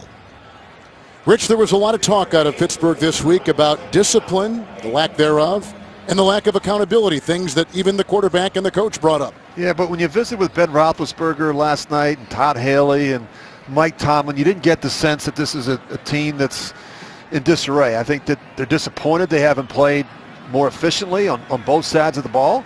They had that game 1 last week, Kevin, against the Cowboys. They give the ball back with, I think, less than 45 seconds to go. They make a couple mistakes, and they lose that game. They're just making some critical mistakes in critical situations. Lost at 35-30. Antonio Brown across the middle and finds some room. Hit on the play by Buddy Calhoun and others. It's a gain of 11. A catch and run goes to the 40 and picked up by Reynolds, too. We talked about the patience of Le'Veon Bell. How about the patience of Antonio Brown as a route runner? Joe Hayden has had his hands full. It's been a pretty good matchup to watch. For the most part, Hayden's been able to keep Antonio Brown in front of him. How about these long drives by the Steelers today? Here's another one we're in the midst of. We're just methodically going down the field with Le'Veon Bell in the running game and the passing game. Mix in a quick slant every once in a while to Antonio Brown, and Roethlisberger's making great decisions, Kevin, with the football. Here's chased, and he throws, and there he is once again. Antonio Brown, 3 consecutive 1,000-yard receiving seasons, 13-yard pickup, 1st down. We talked about the matchup, and times you got to give Joe Hayden some help. This is a really good route, the out-breaking route. He gets the veteran cornerback turned around, and then he's in good position here, but he just panics and grabs the back shoulder of Antonio Brown, which extends the half and gives the Pittsburgh Steelers another crack at it. They went on to score to make it 14-0 at the half. The thing about Antonio Brown, Kevin, he seems to get stronger as the game goes on. He has the most fourth quarter catches right now in football. Here's Bell with over 100 yards on the ground with a 1st and 10. Shelton with a stop and a gain of 2 down to the 25-yard line. Antonio Brown, number 1 in the league, coming in receptions, number 4 in receiving yards, and Brown number 3 in receiving touchdowns. And he's coming off, Rich, a 136 reception season a year ago, over 1,800 receiving yards last year. He's a beast, and I loved the visit last night with Todd Helly when he said he's got that me against the world mentality. He's never satisfied. He wants to be the best there ever was. It's really what drives him every day in practice. He brings it every time he straps on the helmet. With a 2nd down and 8 right here for Ben Roethlisberger. Moves up, slings a pass, and it's incomplete. There's a flag. Kirksey was watching the tight end, David Johnson. He got the 2-point conversion with no time remaining in the first half. Prior to the pass, holding, defense number 58. 5-yard penalty, automatic. 1st down. He's the leading tackler in the NFL, Christian Kirksey out of Iowa in his 3rd season for the Cleveland Browns. And he's been a pretty productive player, Kevin, in the middle of that defense. You see right in the bottom of your screen, right there, the matchup, right in the middle of the field. He's in good position. I don't know. I just don't see it. I don't know if he's grabbing the back of the jersey. You're going to see him right the right part of your screen up here. Maybe always grabbing the jersey, right in the right shoulder, the right hand there in the back of the jersey. Usually you get away with that one. 6-minute drive. Bell on 1st and 10. Pouncey block. Blocked by Hamilton. And he's inside the 10. Hit by Marcus Burley, the former Seattle Seahawk, on a 12-yard run. And a flag is thrown.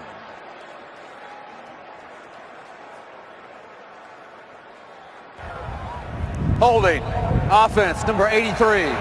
10-yard penalty. 1st down. Kobe Hamilton. Really no reason for it. It's down the field. I wanted to show that block from Marquise Pouncey. What a great center, Kevin. We talk about, you said, what makes a good center? Yeah, what guy does that's make a good tough, center? he's physical, he's smart. But what really makes a complete center is a center that can get up and run. And he can do it. He can pull. He can get up on the 2nd level. He's terrific in the screen game. He's got great athleticism for a big man inside. And he's got a brother who's almost as good. Spot foul, 1st and 8, Bell. Blocked by James, stiff arms his way into Reynolds. An aggressive tackle across the way with a run of 11. Put him at the 12. Nope, put him at the 7-yard line, excuse me. Talked about his patience. How about his cutting ability? The ability to be able to stop and start on a dime and then quickly accelerate. Pretty good tackle there on the back end by Ed Reynolds. 1st and goal. Ramon Foster with a nice block on that last play. And here's another drive of over 10 plays. Well, they're just methodically going down the field, having their way against this Cleveland defense, converting 3rd downs. You look at the production on 3rd down. It's been solid so far for the Steelers. Bell at the bottom of your screen. 1st and goal. Time. Here comes Shelton pushing back Foster. And no one's home. Threw it away wisely on the play. Foster was having his battle right there with Danny Shelton coming up the middle. 2nd and goal at the 7 coming up for Pittsburgh.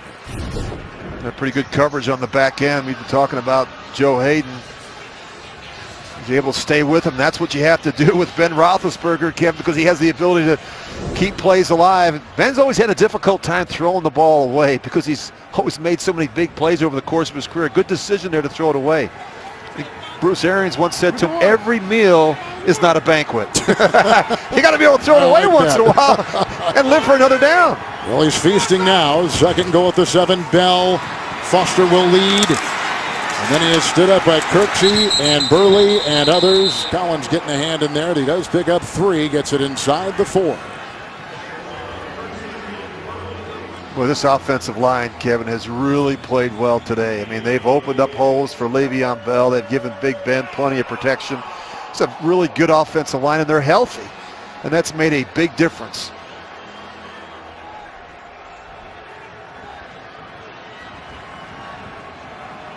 Time of possession, those numbers eye-opening. 3rd and goal at the 4. There's some confusion.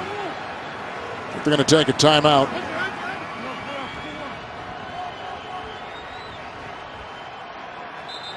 They'll take it right there. 10 seconds to play in the quarter. First timeout taken by the Steelers in Cleveland.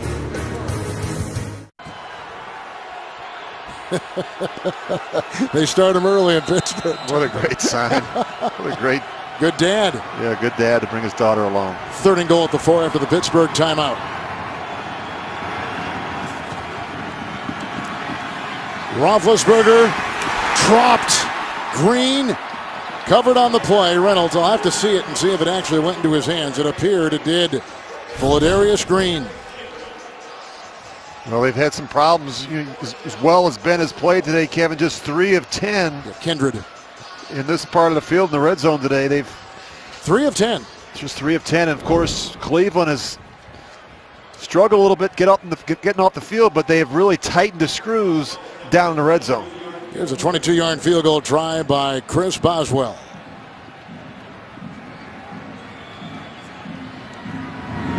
And it's 17-3. The Pittsburgh Steelers trying to stop a 4-game losing streak, trying to get to 500 after they began the season 4-1, but settling for 3 again in the red zone.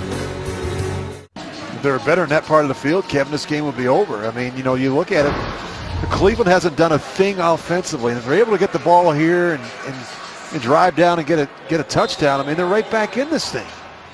If you're Pittsburgh, you can't let a team like Cleveland, who's struggling right now with their confidence in their young quarterback, you can't let them hang around. You got to be able to finish them off, and they have not been able to do that in the red zone. Boswell with field goals today for the Steelers of 32, 33, and seconds ago 22. Puts Pittsburgh up 17-3 with the kickoff away. One of the few that he has really belted deep. He's been keeping a lot short and on the ground, and out of the end zone it goes to the 25-yard line on the touchback. And we've got some shoving after the play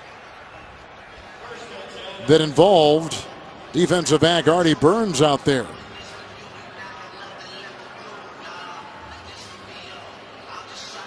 Who is a first-round pick out of Miami. Had the early preseason thigh injury knocked him out, so he had to kind of get his paces with the season in mid-motion, but he's picked it up. He's become a starter over the last 3 games. I think he's getting a better feel for this defense and where he fits and some of the techniques and fundamentals that he's asked to play with in this 3-4 defense. With an extra lineman in Sean Coleman, it's 1st and 10 for Cody Kessler. They push him back. Here comes Shazier. There goes the wobbly pass. And he caught it. Coleman. Jump ball knocked down by Mitchell. How about that catch? And a big time hit on Kessler. And again he is down after that 16-yard completion. Well, this is an amazing Personal catch. Foul. Unnecessary roughness, number 94. Timmons. Defense. That 15-yard penalty will be assessed.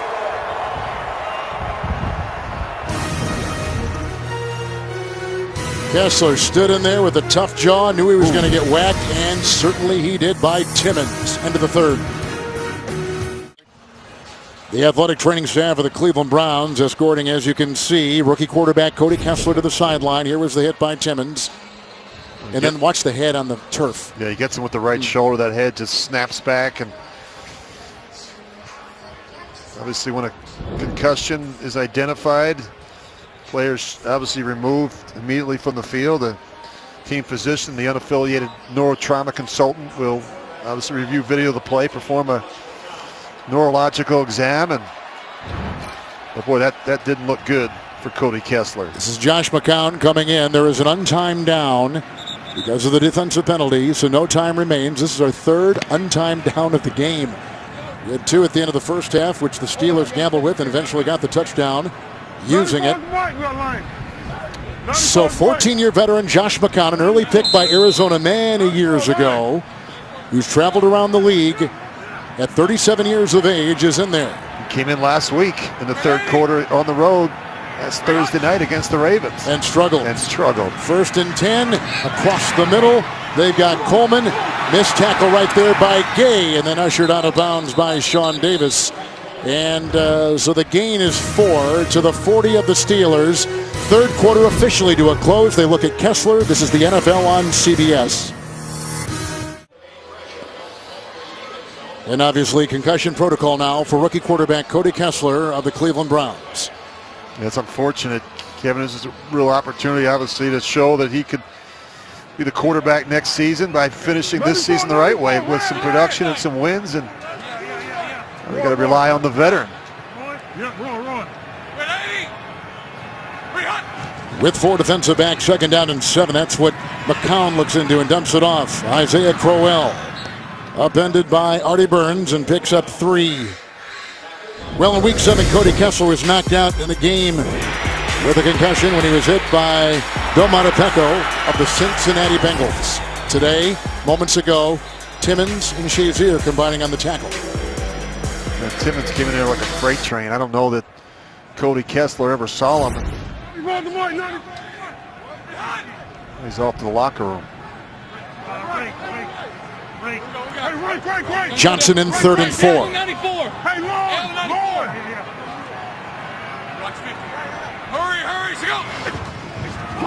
Pass through the block at the right tackle, but they get by, and Moats has got him.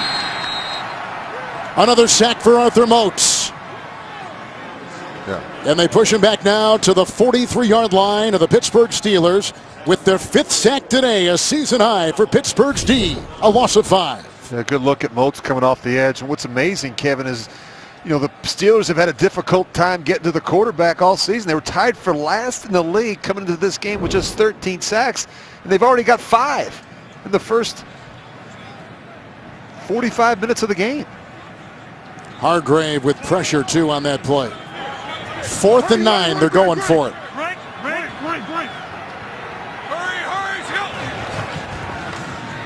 Into the nickel. McCown threads the needle down to the 34, got the first down. You see Timmons, he's on the tight end. Barnage also hit there by the rookie Davis, gain of 9. Move the chains. It's the first catch today by the Pro Bowler from a season ago, tight end Gary Barnage. Good throw by Josh McCown sitting in there. And look, if you're Pittsburgh now, I think you have to shift your focus a little bit back inside to 82, Gary Barnage. That's where Josh McCown likes to throw the football, to the tight end. Now he's going deep, and he's looking for Pryor, and Cockrell is there, trying to air it out. Rich, I'm having a hard time reading the wind here because the telltales are blowing all over the joint. Well, I'd say this, Kevin. There's wind. There's wind for sure. It's affecting throws, and I would tell you that I think McCown's got the stronger arm. Yeah. And I think he can push the football down the field a little bit more, and has more of a willingness and a 1-2 to do that. And so I think you may see more throws down the field. I mentioned Gary Barnage. He had his best season last year with Josh McCown, and that's where McCown, in the critical situation, he likes to work back inside. He likes that matchup with Barnage on those linebackers and safeties. It's 35 now. Feels like 23. Wind at 29 miles an hour. 2nd and 10. McCown incomplete. Oh, Timmons just about had it. Trying to cover Coleman on the drag. And a flag is down at the line.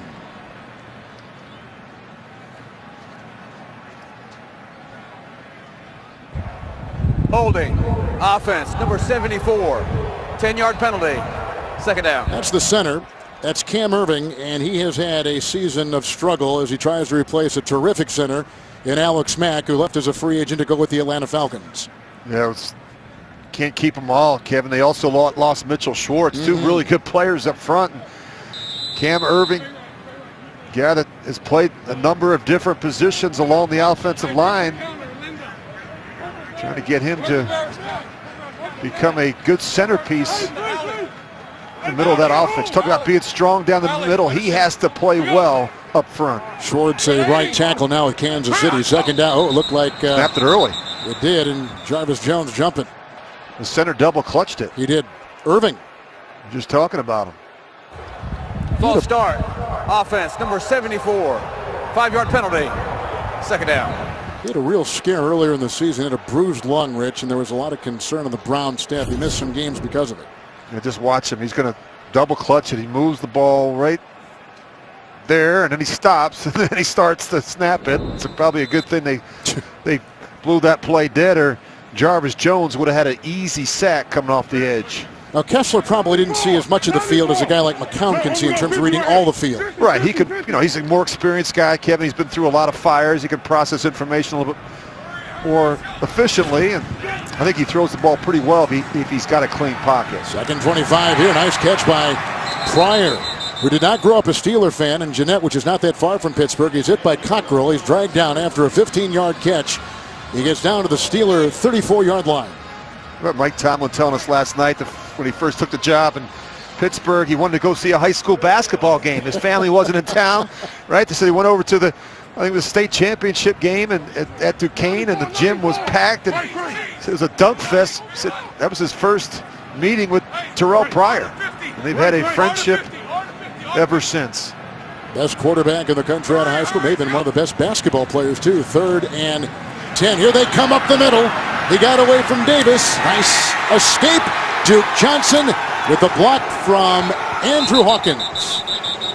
And he's got the ball, although it was wiggling out there at the end. It's a completion to the 14, 19-yard reception. Make it a 20-yard catch. First down. Well, you're going to see the blitz, and some nice job by Josh McCown. He knows it's coming. He steps up inside. He's able to avoid the rush. The rookie, Sean Davis, has him, and he can't get him on the ground, and McCown's able to find Duke Johnson on the crossing route.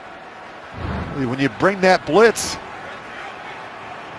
you've got to get the quarterback on the ground. Crowell is in 1st and 10. Brings it back, Crowell. Crowell came out of high school. He was the #1 running back in the country. Went to Georgia, then he transferred and went to Alabama State. He picks up 4 right there. They take it down to the Steeler 10. Shazier was there at the stop. We're getting a little bit of a rhythm now, Kevin, with Josh McCown. That's the beauty of having a veteran quarterback. He can come in cold, doesn't need a lot of work and reps during the week. It's a veteran guy that knows what to do in critical situations. McCown already 6 of 7. 94, 94. 94, red. Rock. Into the Steeler nickel, 2nd down and 6. Crowell again, read well. Beautiful play by Shazier. They throw him for a 3-yard loss because he was so much on top of that play. He's a terrific player. They go back near the 14-yard line. I think Shazier's their best defensive player right now, Kevin. You have to account for him and make sure that you get a hat on him. He always seems to be around the football. Dallas really did a good job last week. They sent a lot of their big offensive linemen after him. Not the biggest guy inside, but boy, he knows how to make tackles. From Ohio State, #1 pick, 3rd and 9. You wonder if they'll go for it on 4th if they don't convert here. They had zeros on the play clock, but the throw is on the money and caught by Barnage, beating the rookie Artie Burns. Touchdown, Cleveland. 14-yard laser thrown by Josh McCown. And the Browns are back in business. How about Barnage? Last year, Kevin, he had 9 red zone catches. 8 of them went for touchdowns. This year, he had just 1 catch, no touchdowns. I mentioned when McCown comes back in the game, he likes to throw the ball to his tight end. And there he is for the touchdown. There's a certain comfort level that Josh McCown has with the veteran Gary Barnage. He knows where he's going to be. They have a history together, especially in this part of the field.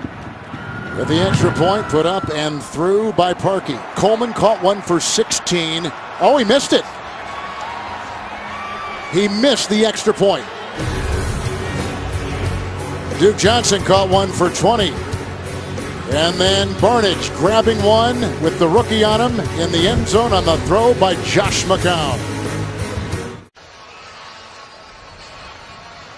The ensuing kickoff. Parkey just missed an extra point. One of 9 missed extra points today in the National Football League. Toussaint to an knee to the 25-yard line with a 1st and 10. Here comes Bell and the offense of Pittsburgh and 9:45 to go. Cleveland the miss extra point after the touchdown pass of 14 yards from McCown, taking the place of the concussed Cody Kessler. It's 1st and 10, and Roethlisberger goes outside to Antonio Brown, ushered over there out of bounds by Jamar Taylor. It is a gain of about 3, and they'll put the ball at the 28-yard line. Well, they just find creative ways to get Antonio Brown his touches. Quick game, the screen game, intermediate throws, double moves down the field. Do a nice job moving him around. Just don't continually line him up outside the numbers where it makes it easy for Cleveland to double him. He's got 8 catches and 76 yards today. Here's a Roethlisberger 2nd down and 7. The safety sneaking down. Bell looking for a block, and he got it from Gilbert, but it only gets a 2-yard gain because Nassib was there with the stop for Cleveland. Let's take you to New York and James Brown. And if Pittsburgh would win here and Baltimore would go on to lose, we'd have a tie atop the division. Isn't that amazing? Yep. Back and forth. It's the beauty of the AFC North. 3rd and 5. Comes the blitz off Good the block edge. by Bell. Here they come. He gets away and throws incomplete. After he was spun around like a top and corkscrewed into the turf, and Collins was there grabbing him. And in fact, got him so much he took off his hand warmer. 2nd 3 and out for Pittsburgh. Well, you're going to see Joe Hayden come. They bring this blitz, and they can pick up one of them, but not both. Ben knows it. Somehow he finds a way to make Hayden miss. Fortunate that wasn't a sack. But I like the fact that Cleveland is starting to be a little bit more aggressive defensively. This is Jordan Berry punting for the Pittsburgh Steelers. Duke Johnson is back at the 20. Hang time of 4-4. Slowed down there initially on the special teams by L.J. Fort. Fort was re-signed after the injury to Steven Johnson. Timeout on the 18-yard return. Since 2014, the NFL has presented the Art Rooney Sportsmanship Award for on-field sportsmanship. Today's nominees: Pittsburgh's Arthur Moats, who has a sack and a half. Cleveland's Joe Thomas, the left tackle, 9-time Pro Bowler, 155th consecutive start today, has never missed a snap. Old Faithful, the left tackle spot. After the punt by Pittsburgh and a 3 and out, 1st and 10 for McCown. Pressure, traffic, sacked, brought down by Stephon Tuitt. Again, another sack, 6th today by the Pittsburgh D. And they'll put him back to the 31. Boy, I'll tell you what, look at the rush they're getting. You see Harrison on the edge. Tuitt has just been all over the backfield today. Josh McCown, that ball has to come out on time against this rush.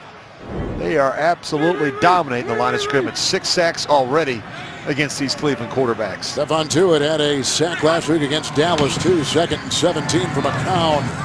Almost picked off on the ball thrown in back of the tight end Barnage by the safety, the young, good-looking player out of Maryland, Sean Davis, incomplete. Well, I mentioned the struggles that they've had getting to the quarterback, this Pittsburgh defense. And even you look at last season and this season, it's a problem. 6 sacks today, though. I just think getting some people healthy and back on the field.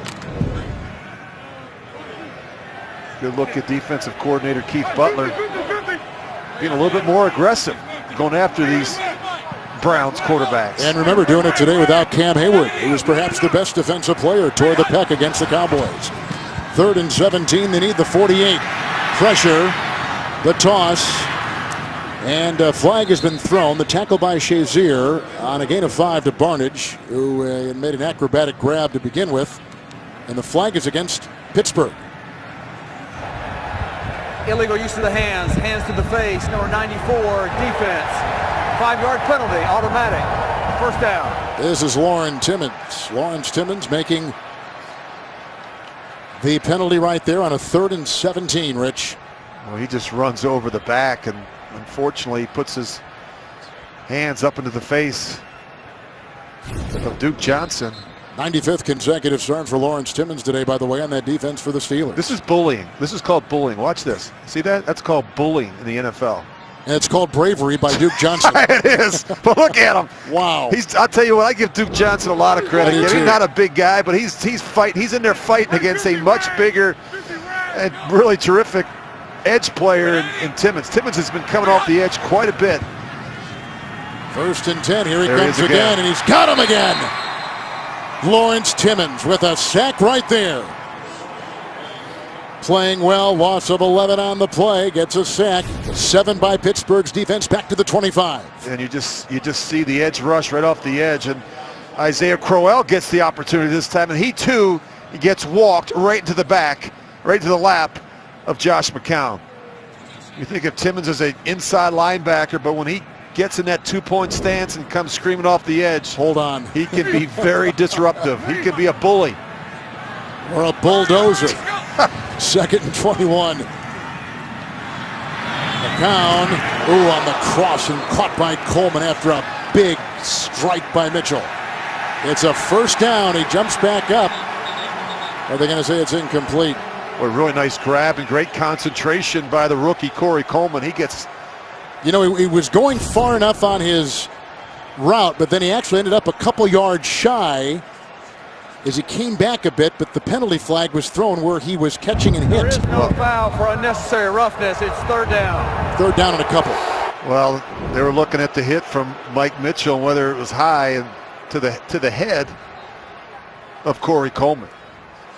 It's 3rd and 5.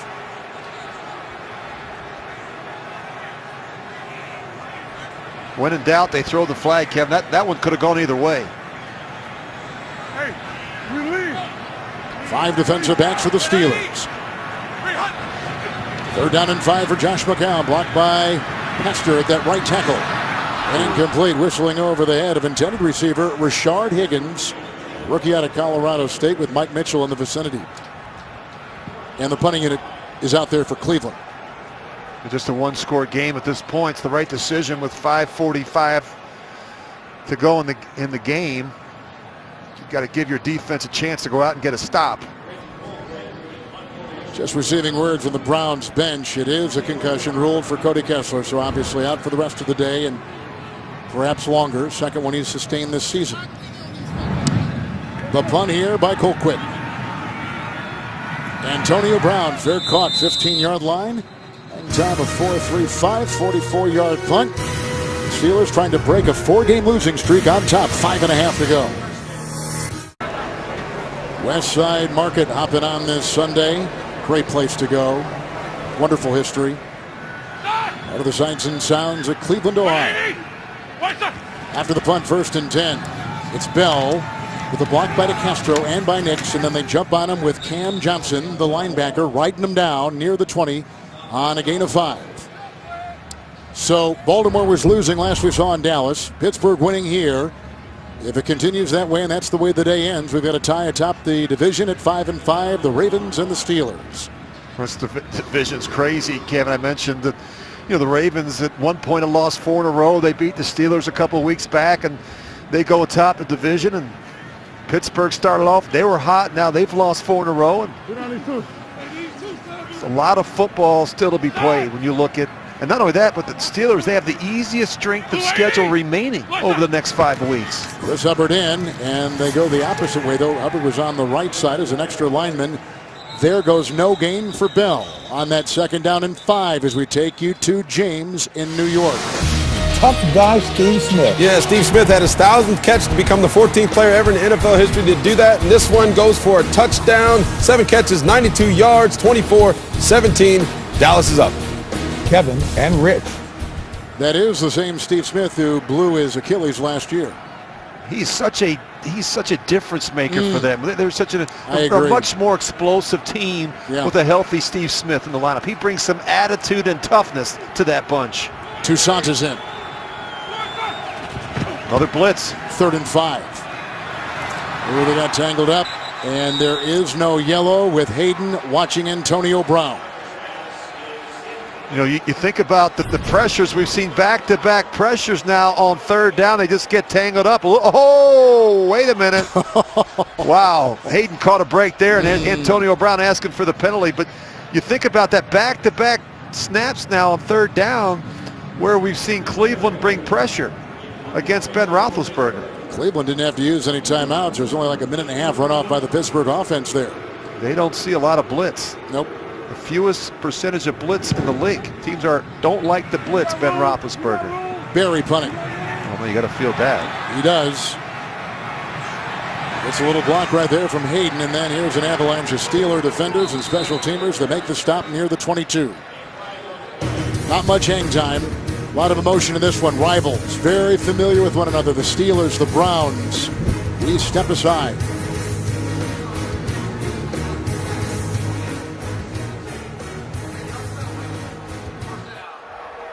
Timeout.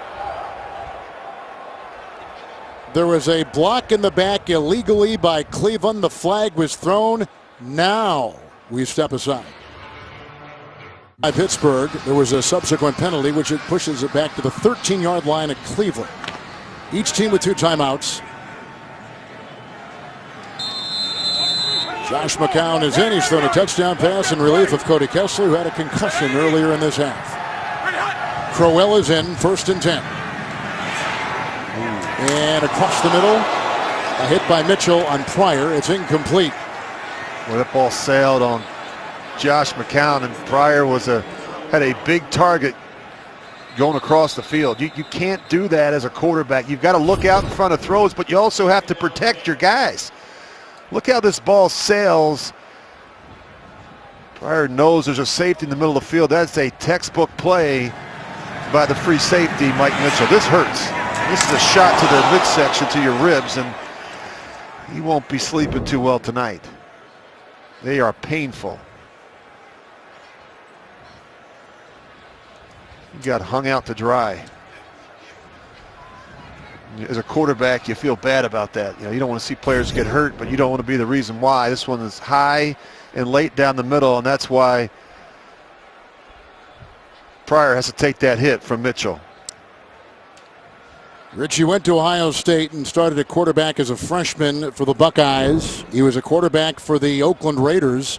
In fact, the last time they saw him, he was quarterback in the Raiders, and he ran 93 yards for a touchdown as a QB. That was back in 2013. Well, he's a tough guy. This game's important to him, Kevin. We saw him earlier in the game. The frustration on the sidelines. He wants to be great, and he's put a lot of time and effort and energy into learning a new position. He's bought in, and he is going to be a really good one once he figures it all out. You can see the improvement. I talked to Pep Hamilton and Hugh Jackson a couple weeks ago, and he said he's getting more comfortable playing with his back, to the field. You think about it, as a quarterback, you're seeing everything down the field. Now all of a sudden you're a receiver and you have your back to the defense a lot of times. Be surprised if he doesn't come back in at some point. He's a tough guy. With a 2nd down and 10. They come at him from the secondary and from the linebacking core, and Shazier is there. The ball not free. Looks like it was recovered by Hargrave for a touchdown. It was. The rookie from South Carolina State, Javon Hargrave, vacuums in the loose ball on the fumble by Josh McCown. Well, he got fooled, and he to make matters worse, you're going to see that they show it one way and then they drop the other. And Shazier doesn't make it initially, but watch him keep rallying to the football. I think Josh McCown didn't realize how quick Ryan Shazier is. He's a 4.4, legitimate 4.4 guy. He can run. Look at those strides. McCown's got to throw the ball away in that situation. Wow, what a great play by Ryan Shazier. You just see the frustration from Hugh Jackson. 8 sacks today for the Pittsburgh defense. That ties the most by any team this season in the league. 5th fumble this season by McCown. 2nd one he's lost. Look at Shazier. Wow. Boy, is he quick. And just as effective with a nice move there was the rookie Javon Hargrave. The one thing I've noticed today is the pass rush to me. I mean, the tempo and the speed with which they've got up the field into the backfield. That's been the difference, Kevin. The sacks, 7 of them in this game against the Cleveland Browns. And remember, this was a defense that came in to the game tied for the fewest amount of sacks, actually 8 sacks. Jeez, oh man, that's been the difference. And they've come from everywhere. They've come from inside, they've come from the defensive ends, they've come from the linebackers, they've brought safeties. You got to tip your hat to the job that Keith Butler has done with this defense. Shazier with his 3rd forced fumble, which is number 1 on that Pittsburgh defense. We talked about the 8 team sacks. That's the first sack by Shazier, but he's had pressure all day long. Well, you stop the run, you can have some fun, and that's what they did. They basically turned this into a one-dimensional game, and they just pinned their ears back and got after whichever quarterback was in the game, whether it was Cody Kessler, Josh McCown. Neither quarterback had a lot of time back there in the pocket. 6 different players with a sack for defensive coordinator Keith Butler. Pittsburgh has 10 points off of 2 Cleveland turnovers. And the Browns are looking at 0-11. Turnovers have been a problem for Josh McCown the last couple times he's gotten a chance to play. Well, he replaced, remember they benched Cody Kessler in the last game. He had 3 turnovers against Baltimore. This will be left in the end zone with Ricardo Lewis grabbing it out to the 25 with a 1st and 10. Kevin, he got fooled by the blitz, right? So, okay, you get fooled. Throw the ball away. It's 1st down. You know, you can't do that. He knows better than that. I mean, it was a 1-score game at that point. He had an opportunity to, to put his team in a position to have a chance to tie the game with a touchdown and a 2-point conversion. You see Pryor back in the game. Good example of sportsmanship there between Mike Mitchell, the free safety, and Terrell Pryor after that collision on the previous possession. 94, 94. Lucky. 95 down, 94. Hey, lucky. We're 80. Lucky. Easy. Ricky. It is a 1st and 10.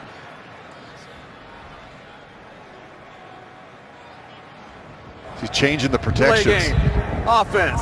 5-yard penalty. 1st down. Now it's 1st and 15. And what happened was Pittsburgh's doing a great job, Kevin, disguising their intentions. You heard a Ricky, lucky call from the quarterback. Ricky sending the line to the right.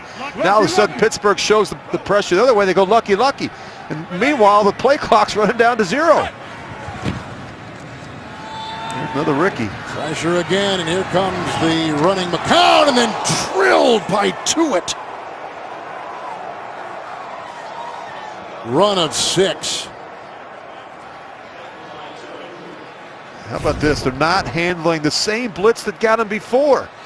You're going to see the linebacker bail. Same blitz. Where? Here he is. There's Shazier. They just did it. And they're not picking it up. The protections, the Steelers are doing a terrific job breaking down the protections. Look at that hit. Wow. That one will make a highlight reel for sure. 2nd down, 9. Crowell tries to escape Artie Burns' grasp, and Burns trips him up and allows only a gain of a yard out to the 26. It just seems like the Pittsburgh Steelers defense, they're much faster. They're more athletic. They're more physical. When you look at the matchup between the 11 guys in the orange jerseys and the 11 guys in the white jerseys. They are just flying around making plays. Look at them. Oh, look at all the movement. 3rd down and 8, and here's McCown. Incomplete for Pryor. Burns was in front. Mitchell was in back. With a clock at 2:16. 4th down and 8 for the Browns. They'll keep their offense out there. When you get hit like that, when you're Terrell Pryor, you think twice about going back in the middle of the field. Start running out cuts instead of the in cuts. Been frustrating for Hugh Jackson. I think he's a good football coach, Kevin. I think he's a very good play caller. I just don't think he has the tools in his toolbox right now. Doesn't have enough personnel on either side of the ball to be competitive enough to win games in this league. 4th down and 8. Let's throw it to somebody. He does. It's Pryor lunging and got close it. to a first down. Timmons makes the stop on a gain of 8. Looks like he has the first down. Indeed, he does. Well, good effort there by Pryor to get the first down. This takes us to the 2-minute warning. Big hits by this Pittsburgh defense all day. To it with one right there. A little more than 2 months since the Steelers have won on the road, heading that way right now. And if they go to 5-5 and have a tie for first, or maybe this is ahead of them, Rich, with a date in Indianapolis coming up. Yeah, 3 of the next 4 on the road, though, Kevin. This is a good start for them. They were struggling on the road, and that's what they got to do. They got to be able to go on the road and win the next month. Baltimore was losing last we heard down in Dallas. It's a 1st and 10, and it's a throw, and Pryor is the one to get it. And they chase him down with Ross Cockrell makes the grab on a 12-yard reception and a first down for the Browns. 2 timeouts. Pittsburgh's got 2. 1st and 10. Hey, man. Hurry, go. Blocked by Crowell. That's off someone's helmet. It looked like it's incomplete to Coleman. 2nd down and 10. Flag thrown in the secondary. There is no foul for pass interference as the pass was tipped. Pass was tipped at the line of scrimmage. 2nd down. And 10. I think McCullers got that.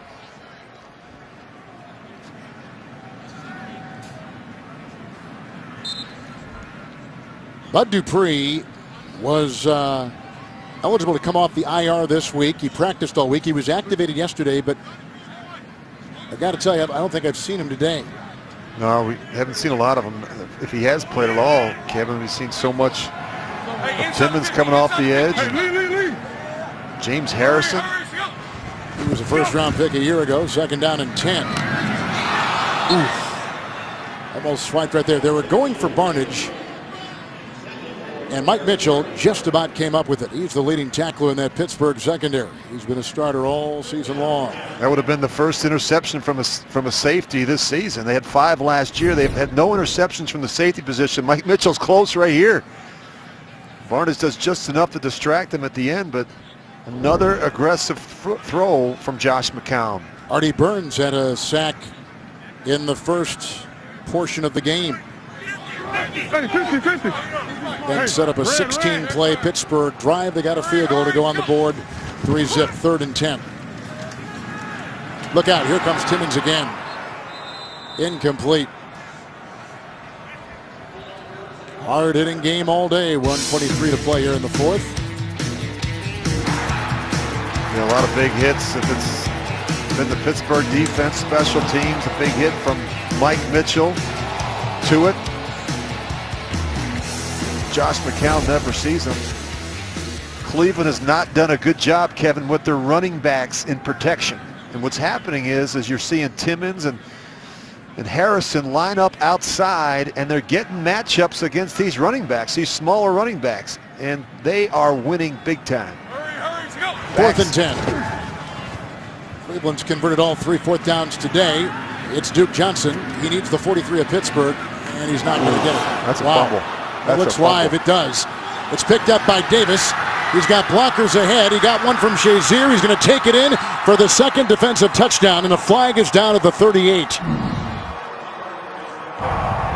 Personal foul. Roughing the passer. Defense number 93. Forcible contact to the head of the passer. 15-yard penalty. Automatic. First down. On Daniel McCullers. Watch Timmons, though. I'll tell you what, Kevin, if I'm giving a game ball, someone defensively, I give it to Ryan Shazier. And how about Lawrence Timmons? Watch this play by Timmons. First of all, it's a hustle play. Watch him come in here to the left side of your screen. Right there. Bam. He's the one that knocks the ball out. And Sean Davis is able to scoop it up, and he goes in for the score had it not been for the penalty. But look at this hit. Timmons has had a terrific day. Not only rushing the passer, but making some big-time hits. Oh, he has played well. Everybody on the defense has played well. In this without Cam Hayward, who's out with the pectoral tear last week against the Cowboys. here was the hit on the quarterback that was penalized. Yep, hit to the head. And the ball was out. That's tough. You know, you're trying to get your block hand up it, there, yes. and he just deflected the ball earlier. You're trying to make a play, and you come down and hit the head of the quarterback. They'll call that one every time. Hurry, hurry, come on. Let's go. Let's go. Hurry, hurry. Let's Another go. delay of game almost. Nope, they get it off. Underneath they go to Crowell, the running back, and 3 Steelers there to meet him. Close to a first down, though. With the Mitchell hit, 9-yard gain. They'll put him at the 29-yard line of Pittsburgh. You throw one in the end zone here and get a quick score. You'd have a chance for. And then throwing it away. You get Ricardo Matthews among a couple there that were bearing down on him. Wisely retreats with that throw and 35 seconds to play.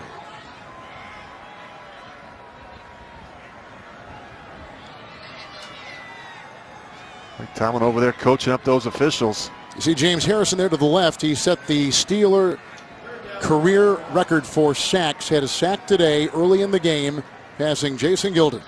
And it was a full sack, was what he needed. He was one of 6 different players with the Pittsburgh sack this afternoon. 3rd and 1. Keep an eye on Pryor. Let's go. That's almost picked off. Artie Burns just about had his 2nd of the day and 3rd of the year. He ran the route for the receiver. did. Was the more aggressive player in that situation. So 4th and 1. There's James Harrison. He is Crowell. Looks like he's carved out the first down. Ricardo Matthews there, gain of 2. So that puts him at the 27, and Cleveland will take a timeout. And they've Got to start taking some shots to the end zone. Where are they going to win, Rich? If they go to 0-11, lose this one, as they are on track to do, where do they win with that remaining schedule? I would say you got a good chance against Cincinnati. I think Buffalo will be tough, Kevin. They've got a very good defense there. The distinction of joining the 2008 Detroit Lions is the only 0-16 team in NFL history. They're running out of time. They've got to have a sense of urgency here to try and get something done. This was not a good performance, certainly not from their offense in the first half. They didn't give themselves a chance to be competitive. First down, McCown. And deflected, looking for Coleman, Timmons, Mitchell, and Jarvis Jones all in that area. Incomplete. Oh, I think Corey Coleman might have saw that play a little bit earlier where Terrell Pryor went in there and got busted up. I'll tell you what, when you play like the safeties are for the Pittsburgh Steelers right now, and Mike Mitchell, you're hitting people. People like the rookie Coleman, they think twice about going in there with a sense of urgency. You go in there with I know it. You go in there with cautiously optimistic that the quarterback's going to throw you a low ball. Keep your head on a swivel. 2nd down and 10. Thomas holding got out him. Jones. And here comes Jarvis Jones chasing McCown with the clock now at 13 seconds. And they'll put him at the 22 with a gain of 5 for Josh McCown, who has been incredibly helpful to what has been a lot of different quarterbacks. 5 different starting quarterbacks for the Browns this season, Rich. You know, all the quarterbacks that took all the reps in the OTAs and mini camps and training camp aren't playing. Yeah. I mean, it was Robert Griffin III and it was Josh McCown. And these guys haven't played a lot of football this year. The guy that's been playing the most football is really the guy that was supposed to be a developmental player in Cody Kessler.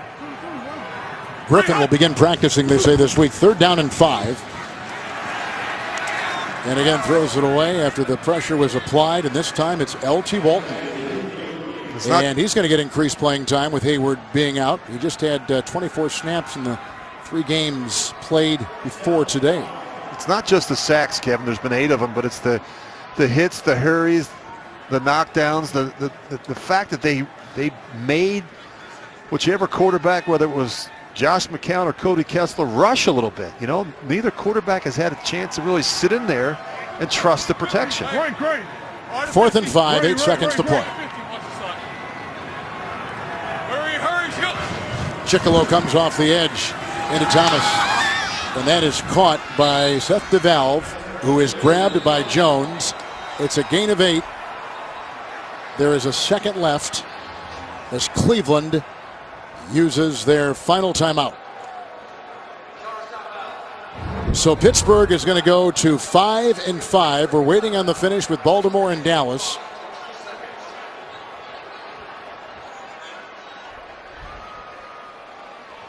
Baltimore is down by 10 with under a minute to go. So if it continues on, we'll have a tie atop the division.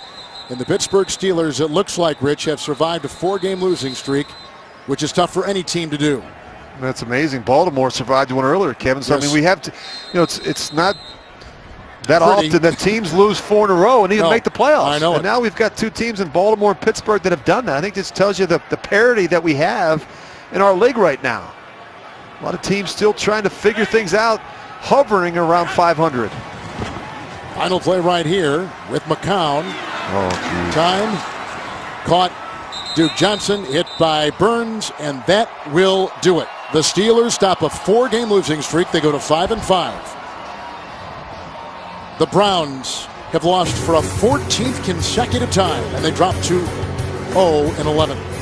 Coming up next, Game 2 of the NFL CBS doubleheader. For Rich Gannon, Kevin Harlan, so long from Cleveland. You've been watching the NFL on CBS.